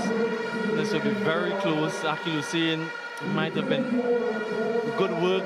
Let's have a closer look. Yep, foot on the rope. This will be 4. There's a little bit of indecision between him and Calmiers. And in the end, that little delay has cost them. That will be the end of the innings for South Africa. They won the toss earlier. They decided to bat first, 163 for 7. Gudakish Motie, very miserly in his spell. 2 for 21 from 3. Shamar Joseph, a couple of wickets for him, bowling a few difficult overs. 2 for 26 from his 4 overs. I just really like the way he goes about his game with a smile on his face. Quinton de Kock got to 19, top score from the captain. Another half century in T20 eyes for Rassie van der Dussen, 51. Mulder, he contributed as well with 36, but in the end, got to 163 for 7. Yeah, they'll be encouraged by the way they went in the last 4 overs. The West Indies, just 36 runs conceded. Obed McCoy and Shamar Joseph, both in the World Cup squad. It's an area where they've struggled in the past.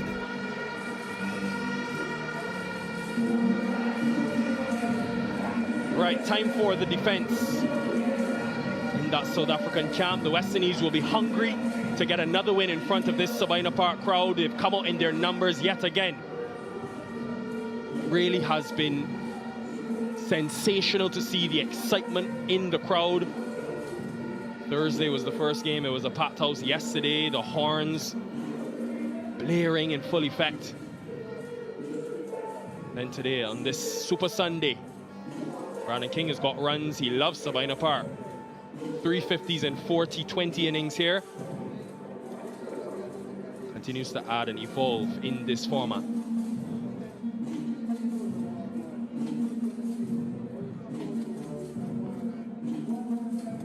Johnson Charles is stalwart. The opening partner of Brandon King. Good numbers from him. Strike rate just under 130. Not gotten any runs just yet, but a commitment to a role that he's been given.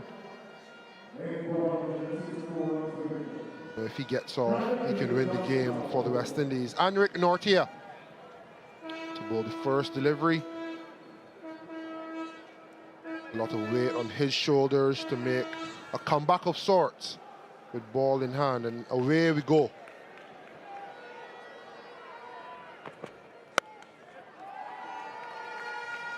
Off the mark straight away.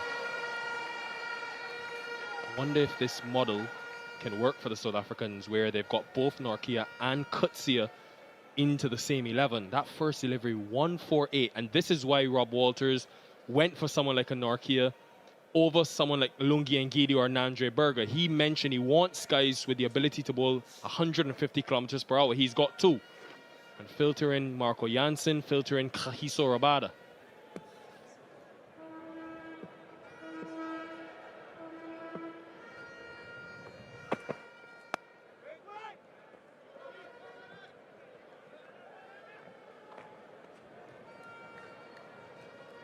Pace is great, but in the West Indies, there's not much margin for error. In South Africa, in Australia, where you get more response from the pitches and you hit a good length and it zooms through, head height to the keeper and it looks good. Keepers skip from their position, a sack and slip. In the Caribbean, that still gets to the keeper knee height, so you still have to be on the money.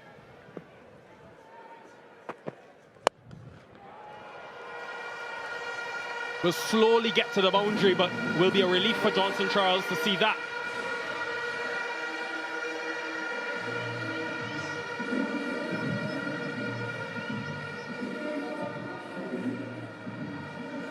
Rolling his fingers down the side of the ball, sliding into Johnson Charles, and that's his bread and butter. He won't miss that. Vacant mid-wicket, dispatched.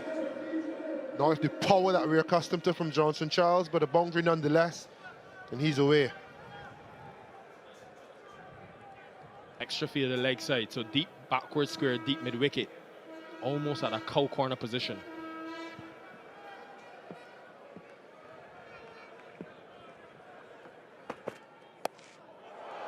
That is so innovative from Charles.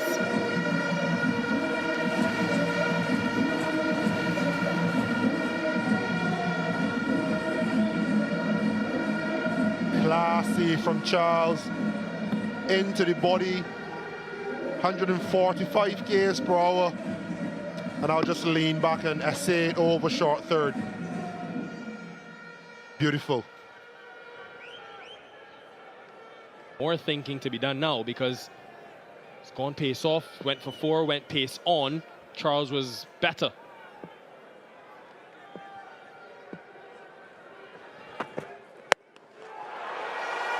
That is so authoritative from Johnson Charles, and this is the destruction he can cause.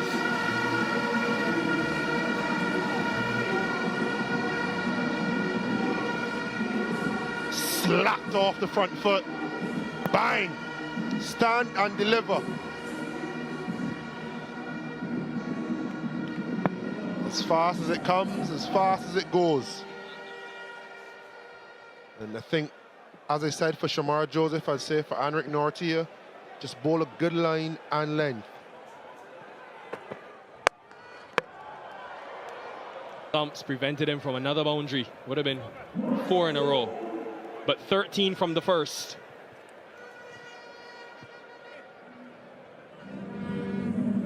Very good start for the West Indies. Asking rate is only around 8 and over, so very controllable.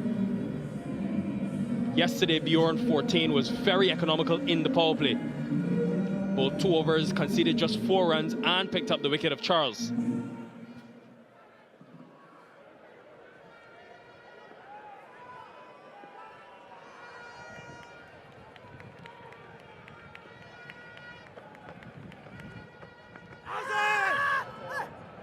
He's maybe sliding down leg.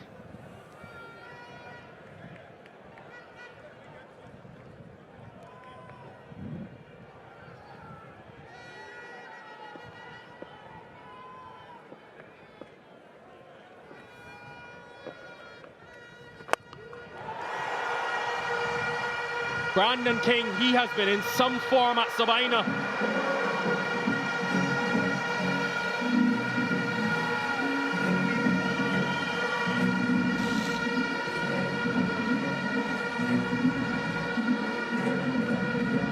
The King of Kingston. He's seen enough. It's time to get after the South African attack.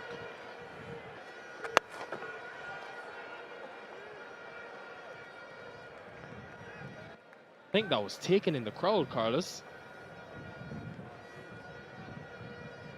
One-handed nonetheless. Sheldon Cottrell Jr., dare I say, another soldier with cricketing pedigree. And look at that beaming smile. Proud history Jamaica has with cricket and soldiers that play cricket. For the South Africans watching back in South Africa, they will know that sometimes if you take a one-handed catch at a cricket match, you can win 2 million rand. But the soldier today, not that lucky.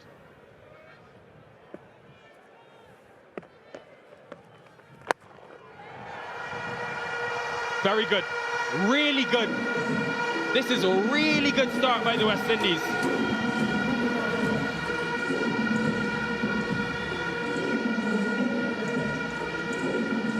A recent feature from Johnson Charles, using his feet, giving himself room and accessing over long off, even straight over the bowler's head. How difficult a proposition will it be to bowl spin to this man? He can sweep, he can cut, he can pull, and now he's added the ability to use his feet and target straight back over your head.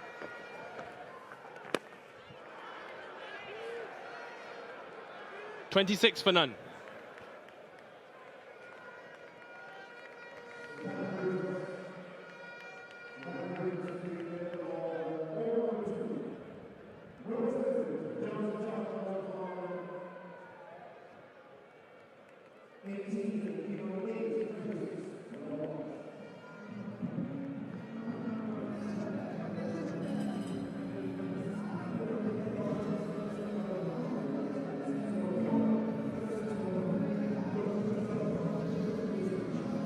Had a high quality of cricket in this series. West Indies have batted well. They've gotten good starts consistently from Brown and King. Johnson Charles has struggled, but today, quite the opposite. Continuing the trend, South Africa, of pace from one end, spin from the other. Henrik Nortje bowled the first. Now Gerald Coetzee, also very pacey, very aggressive as well. Two deep leg side. I mentioned it about Shamar Joseph, and I tried to allude to it earlier in the first over from Henrik Nortje. The surfaces are quite different to South Africa and to Australia. There's just that little bit of variation on a good length. You have to hit it consistently with the new ball. There. That's 4.5 stump.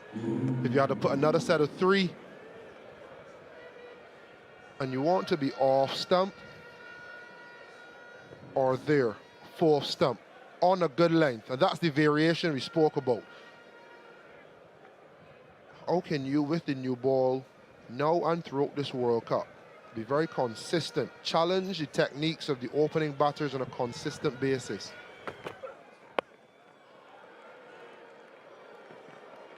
Chaos of the power play, the balls flying all around the park, sometimes forces new ball fast bowlers of high pace to get caught up in too many changes of pace, trying to bowl too many deliveries.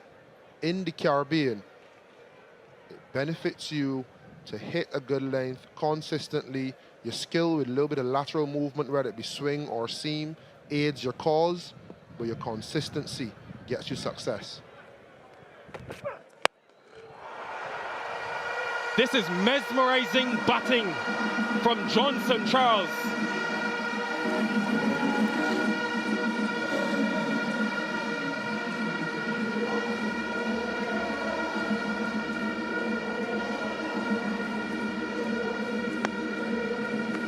And it's catching practice in the crowd from Johnson Charles. What a catch. Cut the Australian way, reverse with the fingers up. And a Man United fan to boot. Congratulations, sir, FA Cup champion. Oh, brother. And the hero saved that young girl's life next to him. Even better. It's gone all the way for 6. He can do no wrong.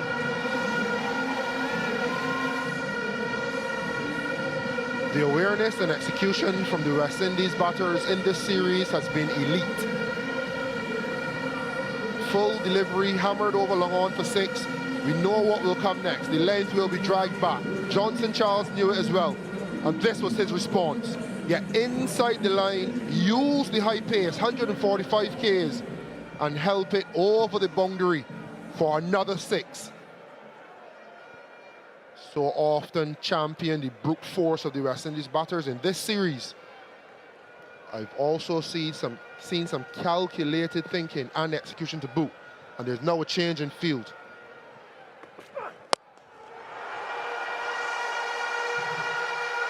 Just the awareness from Johnson Charles of the field.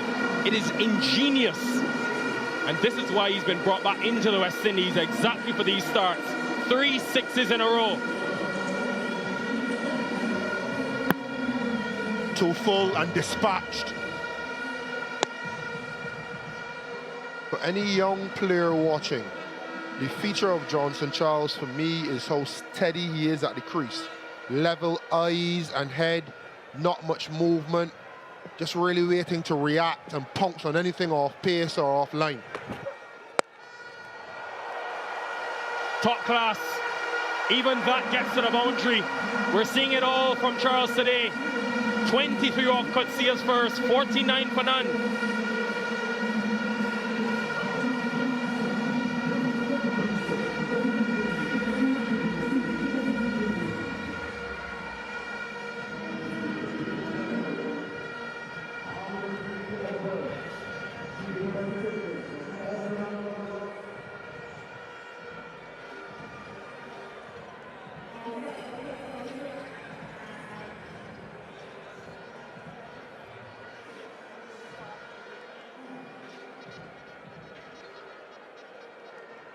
Will be relief for West Indian fans to see Johnson Charles back in the runs. Job is not finished.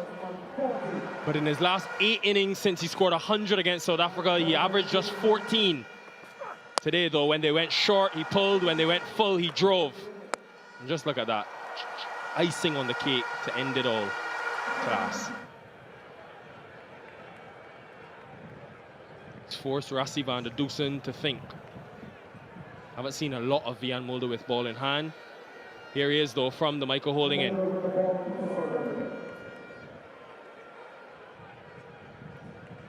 Other good signs for the West Indies. We saw Brandon King with his onslaught in games 1 and 2.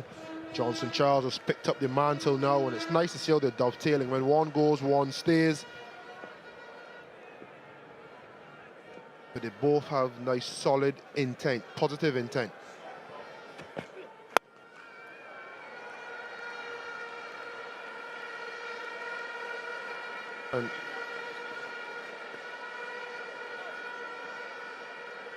And South Africa has received their first warning for the stop clock between overs. Back to Johnson Charles, I think 150 partnership up and only 19 deliveries. Charles with the bulk of the scoring, 40 off 12.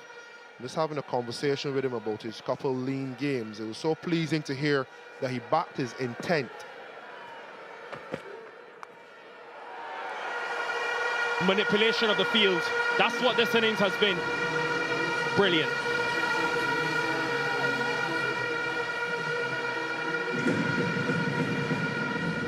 We've seen the power, now we've seen touch. Rolling the wrist. Just to the left of short fine leg and too far behind for deep backward square. I remarked about the role. He bought into his role. His role is to get after the bowlers in the power play, and it may not have come off for him in the first 2 games, but this is why Sammy is giving him that role. And he understands it, and he's bought into it. And he's prepared to fail a couple times, knowing that when he gets off, that he can win West Indies the game. And this game is not done, not by any stretch of the imagination, but this is a glimpse, a small peek into the prowess that Johnson Charles possesses and the reason he's been given the role that he has. He can take down the best on any day. And over the 3-match series, it's just beautiful to see guys buying into roles and, albeit not performing as they would like, putting the team first. Interesting move to go to Mulder here. I think the thinking is from van der Dussen is someone who can take more pace off. Problem is, though, this hard new ball is not quite gripping in the surface like McCoy and Joseph got it to at the back end of the West Indies bowling innings. There is a Patrick Kruger as well, also hits the deck, can take pace off similarly. And then Alba Peter with his leg spin. Sure, we'll see him soon, probably outside the power play.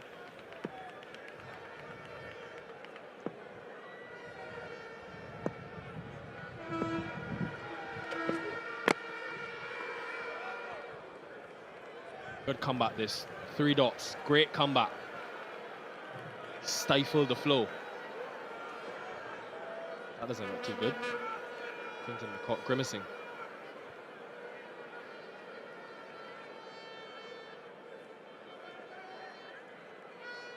Lost Othniel Bartman in this series due to injury. And with the World Cup less than a week away, don't want to take too many chances.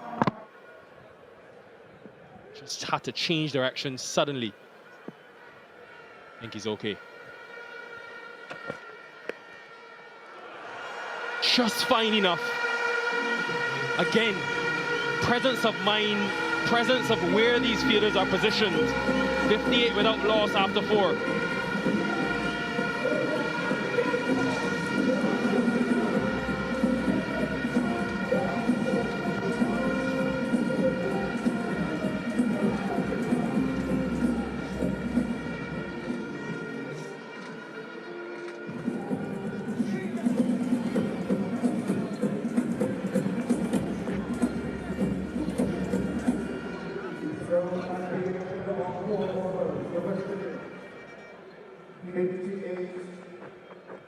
Way ahead. It was a slow start for the South Africans. Credit to some good spin bowling, especially from Hussein in that power play.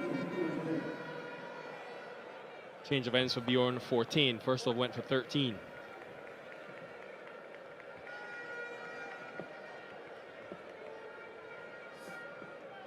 Long on, deep mid-wicket. Brandon King wants a piece of the fun. If you park there, watch out.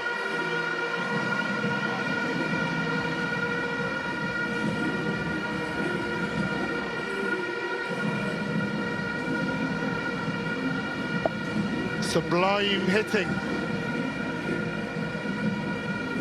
of the ball and the cars in the car park.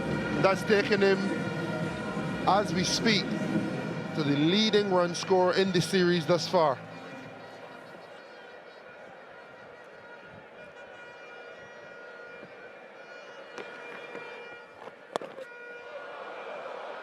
May have just misjudged it. That one seemed like it just held in the surface.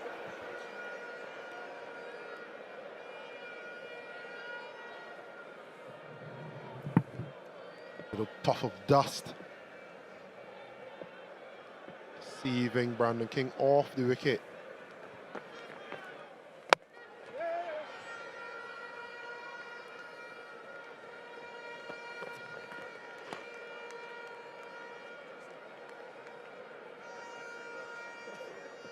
Leading run scorers in this series, Brandon King 1-3-2 and still going. Ariza Hendricks, he will play no further part. Roston Chase missing out today.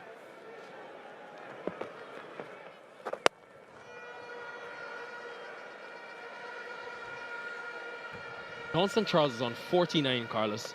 48 of the runs have come in boundaries. That is the first run. Tell you, why run singles when you can just hit big sixes? And Carlos Brathwaite knows about that. This is the dream job. It's a hard job.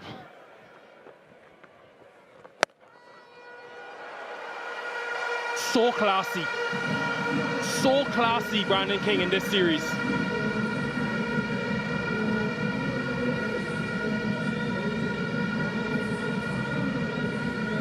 Once again, reacting really well. No premeditation.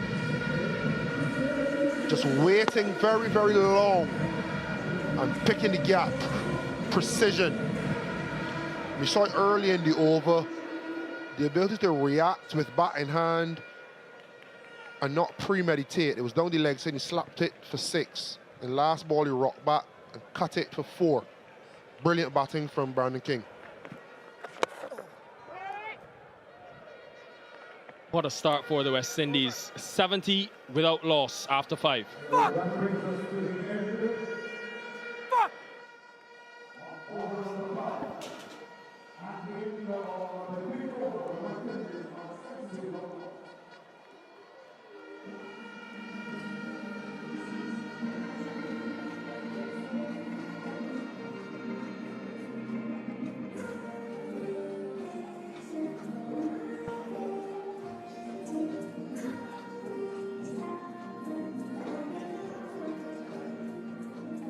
This has been blistering stuff from the West Indians. Johnson Charles, in particular, has been brutal and belligerent. Brandon King himself quite pugnacious. Remarkable batting. 5 overs gone, 70 without loss.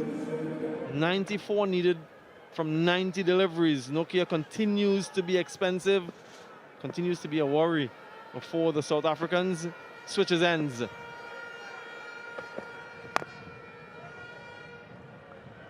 Mike Hazeman alongside me. Mike, it seems as though the West Indians are batting on a completely different surface.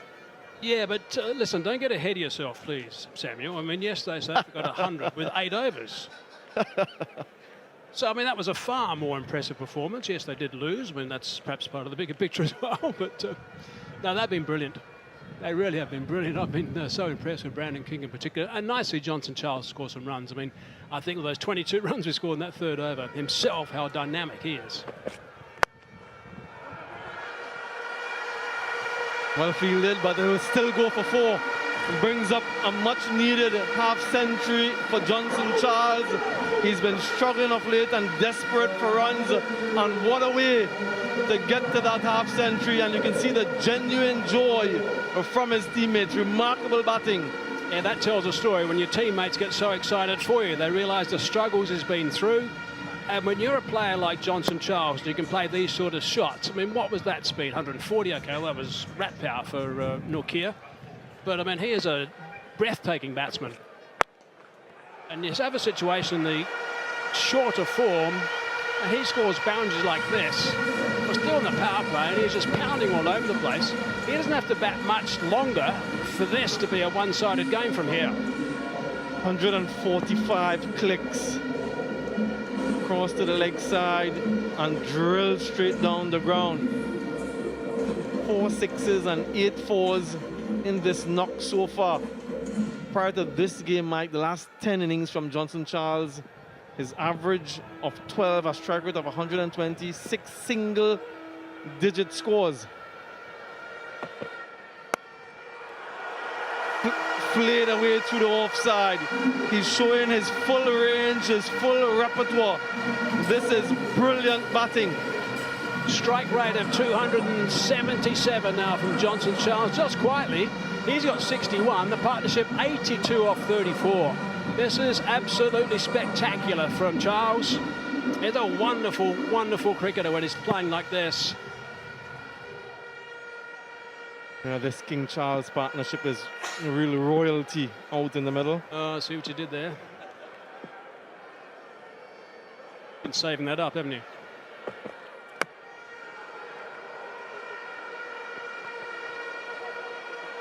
A very high piece from Anrik Nokia, searching for the Yorker. Shows the temperament of this man to come out and play the way he's played. I mentioned his stats in the last 10 games since he scored that century against South Africa, 118, just over a year ago. 6 single-digit scores. Once he's gone past 30 prior to this. This is a much-needed innings from him. From a West Indian perspective, as they head to the T20 World Cup just days away.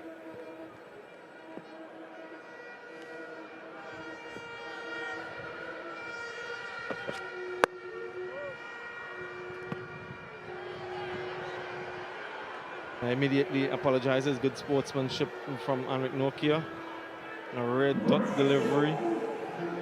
6 overs gone. The end of the power play. A very healthy and exciting start from the West Indies. 83 without loss. It's been high octane stuff so far from the West Indians. 21 for Brandon King, but Johnson Charles explosive. 62 from 23 deliveries. And with this sort of foundation, just expect that it will be a series sweep for the West Indies. Nokia 13s, that's been what he's been going for in the IPL as well. 14, 25 from 2. Confirmation that we're into the middle phase of the innings. Peter. Yeah, not bad. Ngaba Yonzi Peter into the attack now. He was superb yesterday. 2 wickets on debut. Economy rate of just 8. And his best numbers, of course. And he'd love to double up again today. He's got lots of talent, this 21-year-old. 3 fielders in the deep leg side. Backward square, mid-wicket, long on. Johnson Charles will be targeting that area. Starts with a wide. Got a wicket in his first over, the wicket of Brandon King. That's amazing. going at nearly 14 runs the over so far at the moment in the third T20. 83 for none versus 45 for 2 in this one, the power play.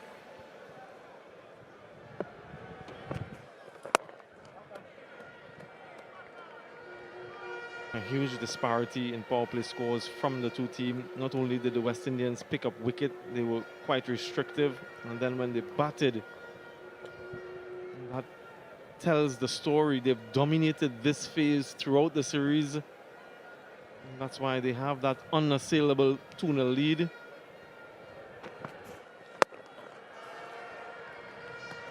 Nicely bowled. He's not prepared to, he's not scared of giving the ball a bit of flight as well. Carver Peter generally bowls with a pretty fast pace, somewhere around about the low 90s. That's generally the story. He's got that wrong, and he's working on a couple of other deliveries as well. Has some various grips that he bowls his leg spinner with. That's gone. That's disappeared. That's monstrous from Johnson Charles, who just continues to plunder this South African bowling attack. Now that's a massive hit. That is huge from Charles. That's right out of the screws. Bang. And he's watching that white ball fly. It's a beauty. Yeah, you just gotta love Johnson Charles and the way he plays his cricket. You know exactly what you're going to get from him, that aggression. Short and taken.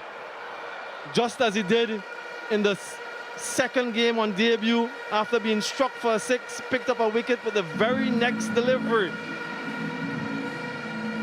And was also in the 4th delivery he bowled, same as now.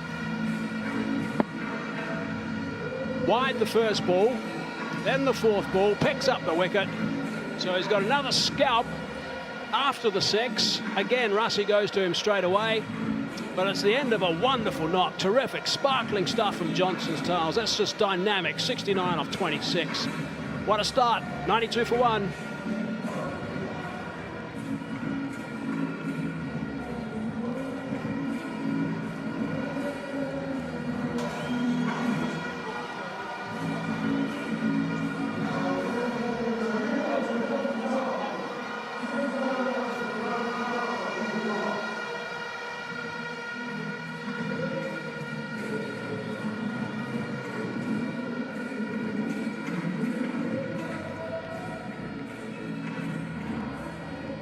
Kalmez officially named as one of the reserves for the T20 World Cup. Comes in on the back of a very healthy platform lead. Just look at the coach and Shamar Joseph, the genuine and sincere appreciation for his efforts. In all likelihood, he would just have set up the game. Mears scored a 32 from 16 in that second T20I, but this was the man who dismissed him, hitting into the wind. Off the mark straight away. Quite extraordinary, this onslaught from Johnson Charles. A little bit of a long hop, couldn't quite get underneath it enough and just hold out to Bretsky, who's got good hands. There was a little nod actually from Peter when he hit that 6 towards Johnson Charles. That was a nod of appreciation. Then he picked him up the very next ball.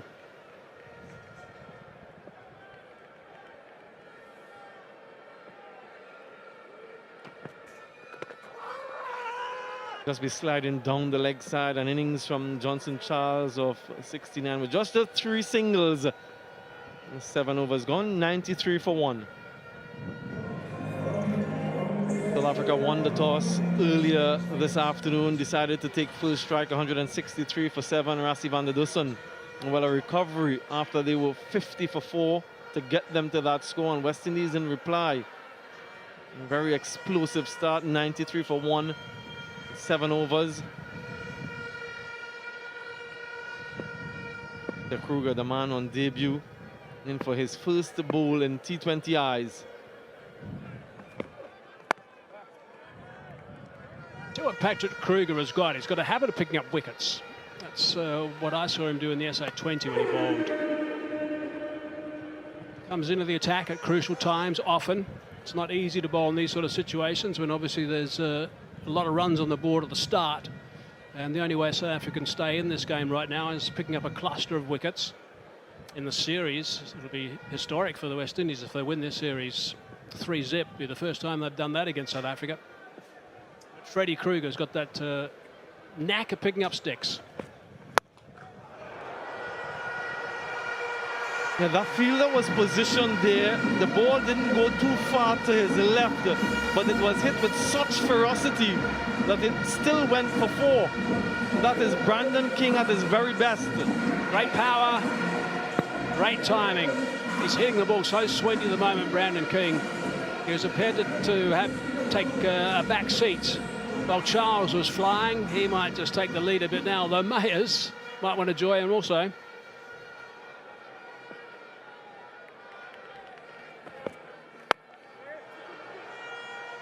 And when they play like this, they look an unbeatable unit, the West Indies team. Aggression, 6s, 4s. Their bowling was quite smart, intelligence on the field. Very good series from Brandon King, the leading run scorer, 79, 36, unbeaten on 27. Still looking to add to that tally. Maybe some decision for whoever has to select the player of the series, with Gudakesh Motie picking up 8 wickets as well. It's us. Samuel, it's us. Start thinking.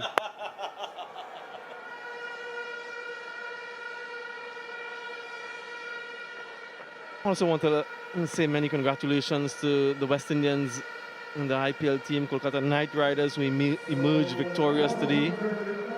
Andrew Russell, Sunil Narayan, Shofin Rutherford. Russell and Rutherford named in the West Indies World Cup squad. Also the birthday of Sunil Narayan, so a celebratory day for him and for his teammates. Well done.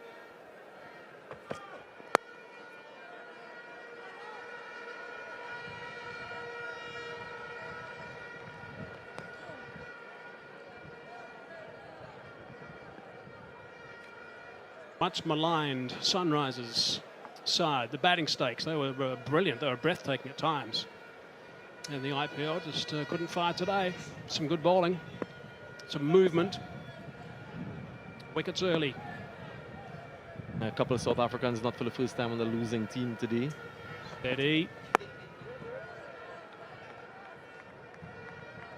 8 runs coming from his first over in T20 eyes, 101 for 1.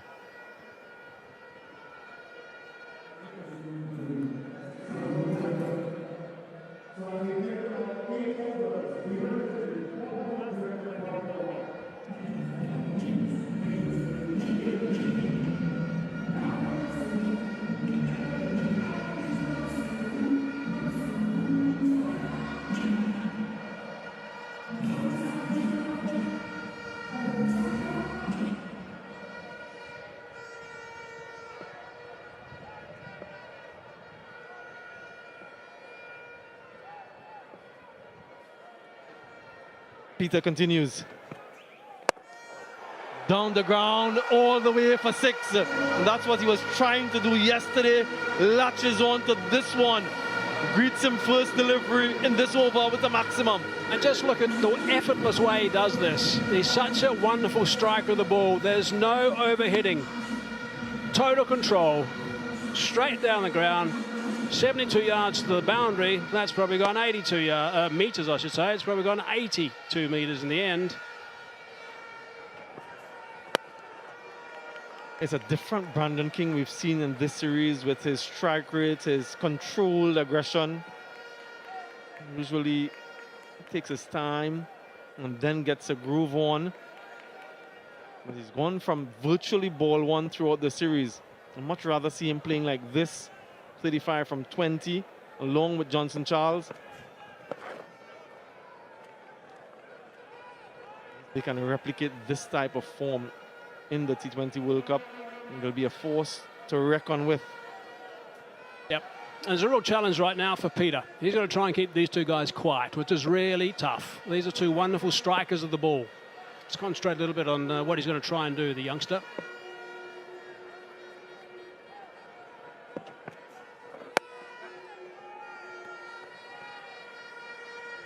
And never easy making your debut and then having to contend with the likes of Kyle Mears and Johnson Charles, Brandon King, power hitters, 6 hitters at a venue like this.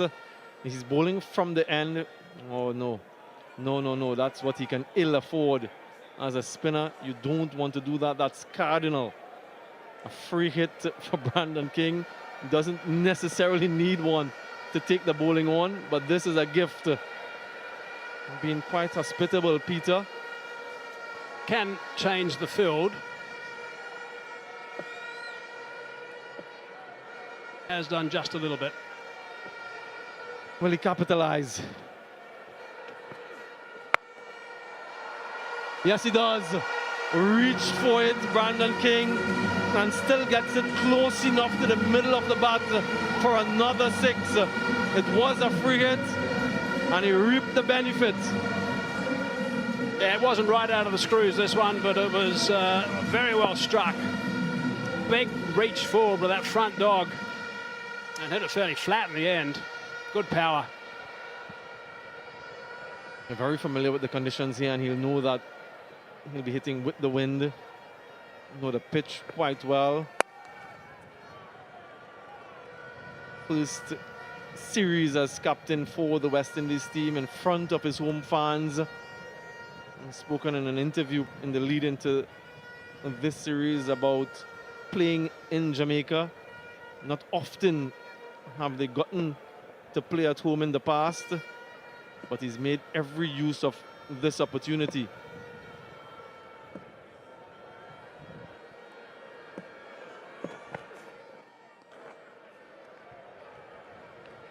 Expensive over from Peter, 17 coming from that one, 118 for 1. Now look right, far right, the economy. Almost everyone has been punished in this match so far.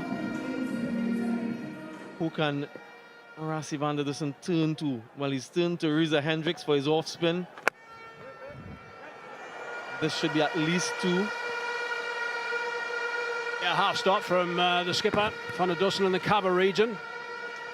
I don't think too much is going to stop this train now from the Caribbean. It is roaring along. Run rate at over 13 all the way through pretty much.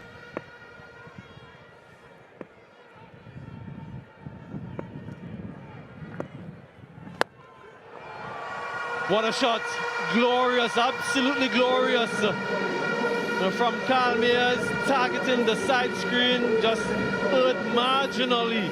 Reza Hendricks and duly dispatched. I don't know how many times I can say it's just a wonderfully controlled strike from a Caribbean batsman. Just beautifully hit down the ground for 6. It wasn't that high either, it was fairly flat. He's so strong, Mears. Last game we saw the most number of 6s hit at this venue, 14 6s in total, equaling the record previously set by the West Indies. West Indies in this innings, they've already hit 10. And they're just doing it so easily as well.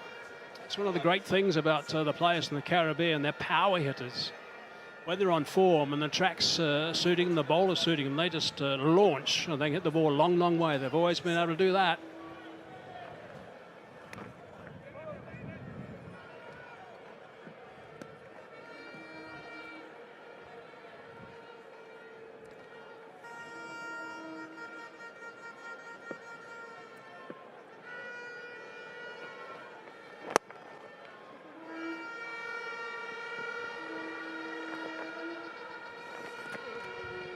From the 10th, 128 for 1, and very much in control of this contest, the West Indies. It's time for the Blue Waters drinks break.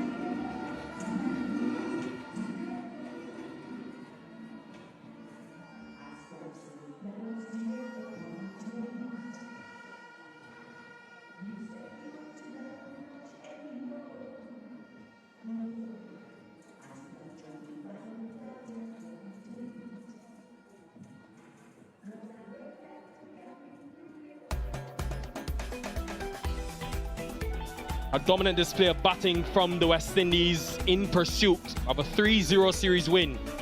They will be overjoyed with the confidence that they would have achieved from this series win. Johnson Charles, though, was the standout today. 14 boundaries. His first 48 runs came in just boundaries alone. But he showed so much versatility in this innings against both the pace and the spin. Accessed many different areas of the ground. It was all about the presence of mind. To say hello to Carlos Brathwaite. Very pleased to see this from Johnson Charles. We don't know him as a 360 player normally, but he showed his full range of strokes, whether along the ground or in the air.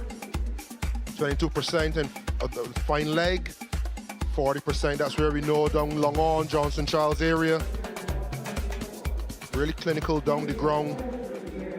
Brandon King playing second fiddle for the first time this series. And South Africa up against it.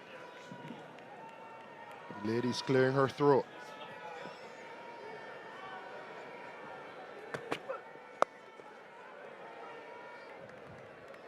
Sixes away the West Indies. I say that because an astonishing stat. 34 sixes hit in this series by the men in maroon, 33 boundaries. And I think that's going to be an element at that T20 World Cup. Because of that win factor, once you hit with the win, more often than not, the balls fly over the ropes for six. But 3 years ago, 4 years ago, you would never see a team hitting more sixes than fours. T20 cricket is evolving, continuously evolving.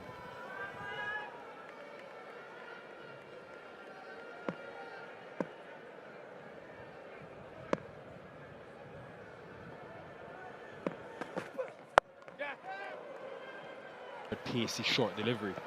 Carlos, why were you smiling when I said the stat about the sixes? I think there's no secret that West Indians hit the most sixes wherever we play in the world, and I think the conditions aid that. You have to be prepared to hit sixes. It's as simple as that. And I think where West Indies has fell down in the past and where they've made amends now is when they haven't been hitting sixes, they've been rotating the strike. They've hit boundaries, they've hit twos, they've been very smart. They've also found innovative ways to hit sixes, so it hasn't always been the traditional swing across the line or straight back over the bowler's head. We've seen players walking away and giving themselves room and cutting the ball for six on about 3 occasions. We saw that, one from King, one from Charles, one from Chase. We've also seen players coming inside the line and using the high pace of the South African bowlers and they're saying pull shots over fine leg for six. So we know what West Indians can do, but they're adding to their game. And for me, that's been the most impressive thing. Not losing the culture and the tradition of West Indies power hitting and six hitting, but being aware and skillful and adept enough to add on to the game. And with Robin Powell to come, Sherfane Rutherford, Shimron Hetmeyer, and Andre Russell. Those are 4 players that will make any middle order in the world. Will be dismissed. And it's been good change of pace from Gerald Coetzee in this over. Good comeback. He went for over 20 runs per over in his first spell, but very good.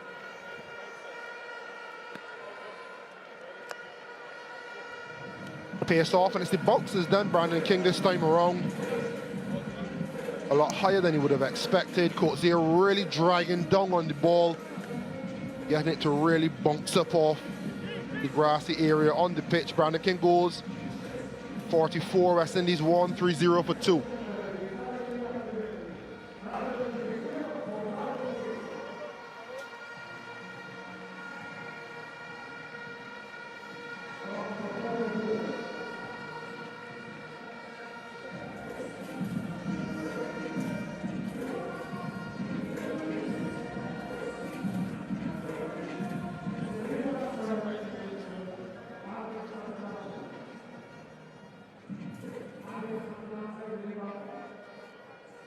$25 Alec Athanaze, a big day for him.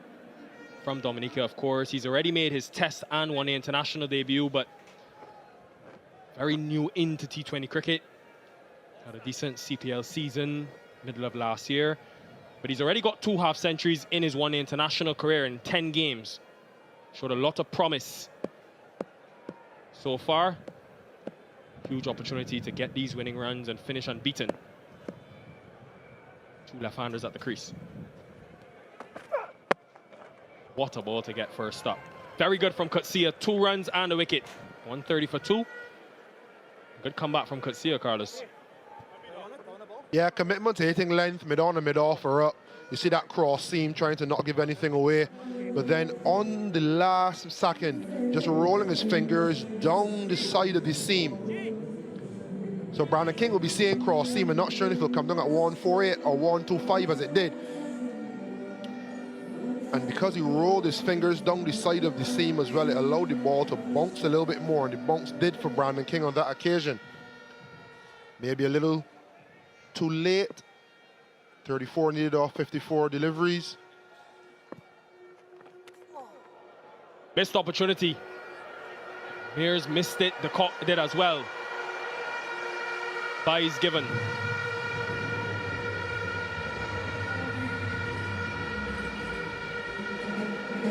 This has been a feature of the West Indies batting to spin in this series. Propensity to use the feet more often than not. We're accustomed to seeing West Indian players slog sweeping and hitting straight, but using the feet and accessing over the ball has been fantastic so far. Put down. Never easy, those return catches, especially when it's Kyle Mears who's striking it. Hits it so cleanly. That would have taken some catching.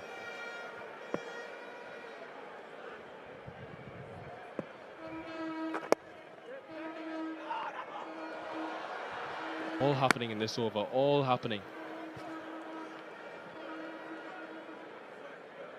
This is a role that Aidan Markham will play in the South Africa team, bowling off spin, especially when you've got left-handers at the crease. 2 of them now for the West Indies.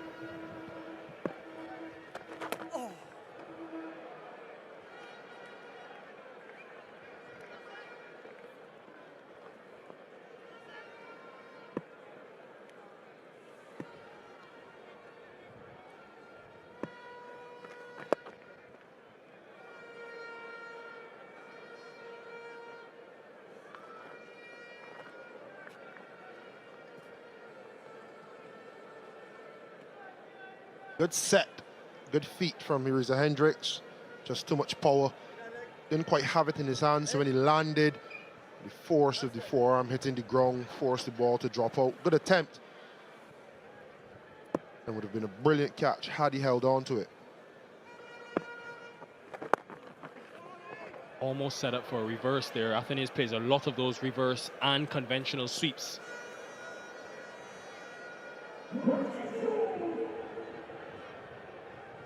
Do have deep backward square, deep mid-wicket, as well as a deep cover. But third is up in the circle if he does play that reverse. First runs in his T20 international career. 1 through 8 for 2.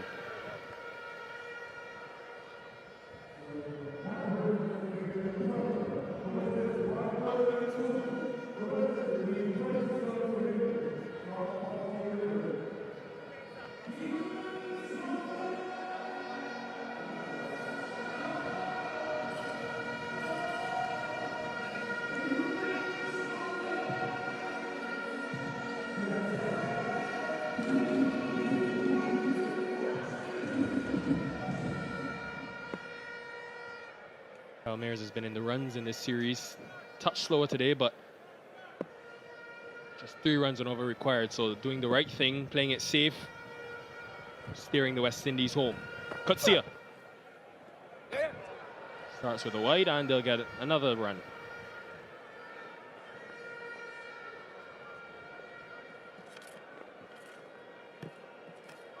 Carlos, it's interesting, that discussion we were having in the last over. West Indies and how they go against spin. It's going to be quite critical when that T20 World Cup comes around. You think about Afghanistan, one of the best spin attacks in the World Cup. New Zealand with Santner Sodhi. It has been a point of emphasis for Floyd Reefer, batting coach. Darren Sammy, of course. And when you compare and contrast the West Indies to the other teams around the world, Carlos. The problem really hasn't been the scoring against spin in the middle. It's mainly been the wicket taking, or I should say losing of wickets. You can see Australia and India, the averages, they're so high, but the rate is also consistently high, over 8 runs and over. While the West Indies have been there, that average, as well as South Africa's, are well below where those two teams are. But context, pitches that they play on, get back to it. Nasty short delivery. The pitches that they play on, as you would know, Carlos, in Australia and India are much better and much less spin friendly. So they're aiming high, the West Indies, trying to navigate that. It's not going to be easy, but they've made up their mind that if they can score 8 runs and over, as well as not lose wickets, they will beat the better teams in the world more often than not. And that's why Roston Chase and Shea Hope are so important.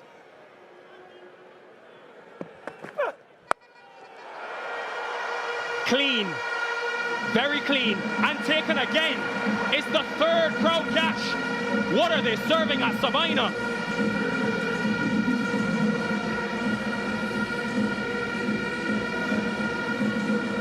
Mayor's magic. We spoke about this win factor. The fan is off when Mears hits it. And the fans catch it when the West Indies hit it. It's been amazing fielding display by the fans.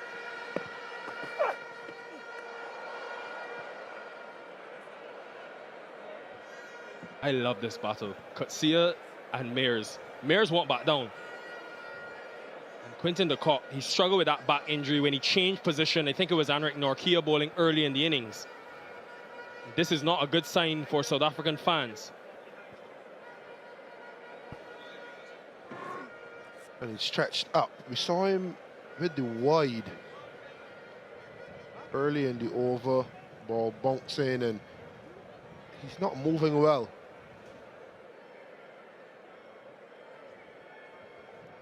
They've reviewed it actually.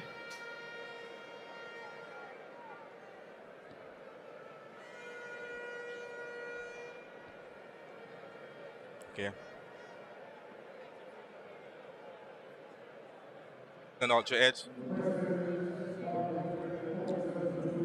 Front on coming up. Appears to be a gap between bat and ball. Can we have ultra edge, please? Ultra edge coming up. Flat line. Gap between bat and ball. Satisfied, no bat involved. We go back to Leslie on field. Or Leslie, could you stay with your original decision of not out? Miles away from the bat. Hope more than anything. But Coetzee 151 that last delivery. This is a good battle. Coetzee v Mears.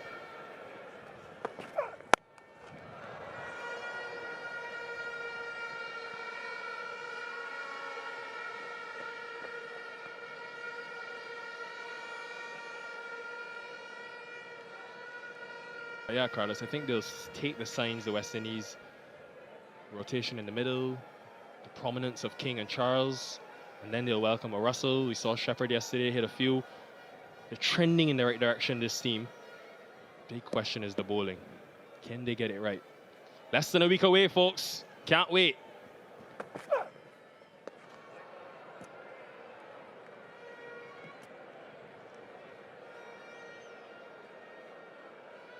Poor Quinton de Kock.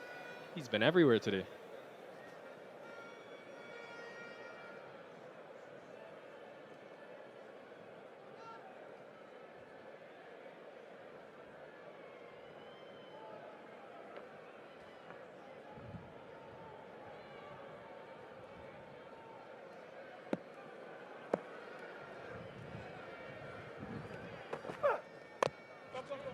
A good slower delivery, good variation of pace.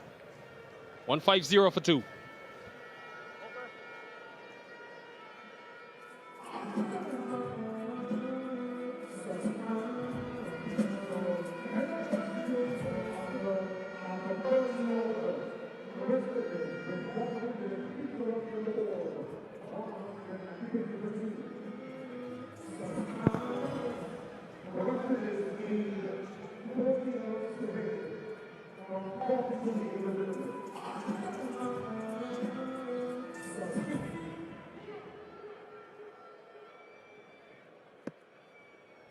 Will be Bjorn 14. Sorry, Reza Hendricks, correction. So off spin continuing.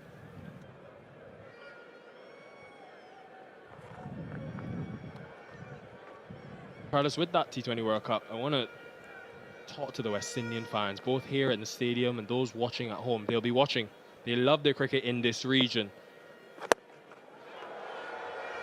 Exquisite.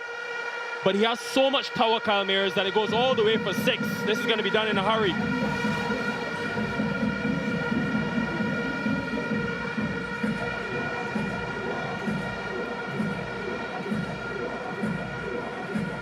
Straight as a die from Kyle. There's been a feature of his hitting today. He's hitting straight toward the sight screen. Full back face and immense power.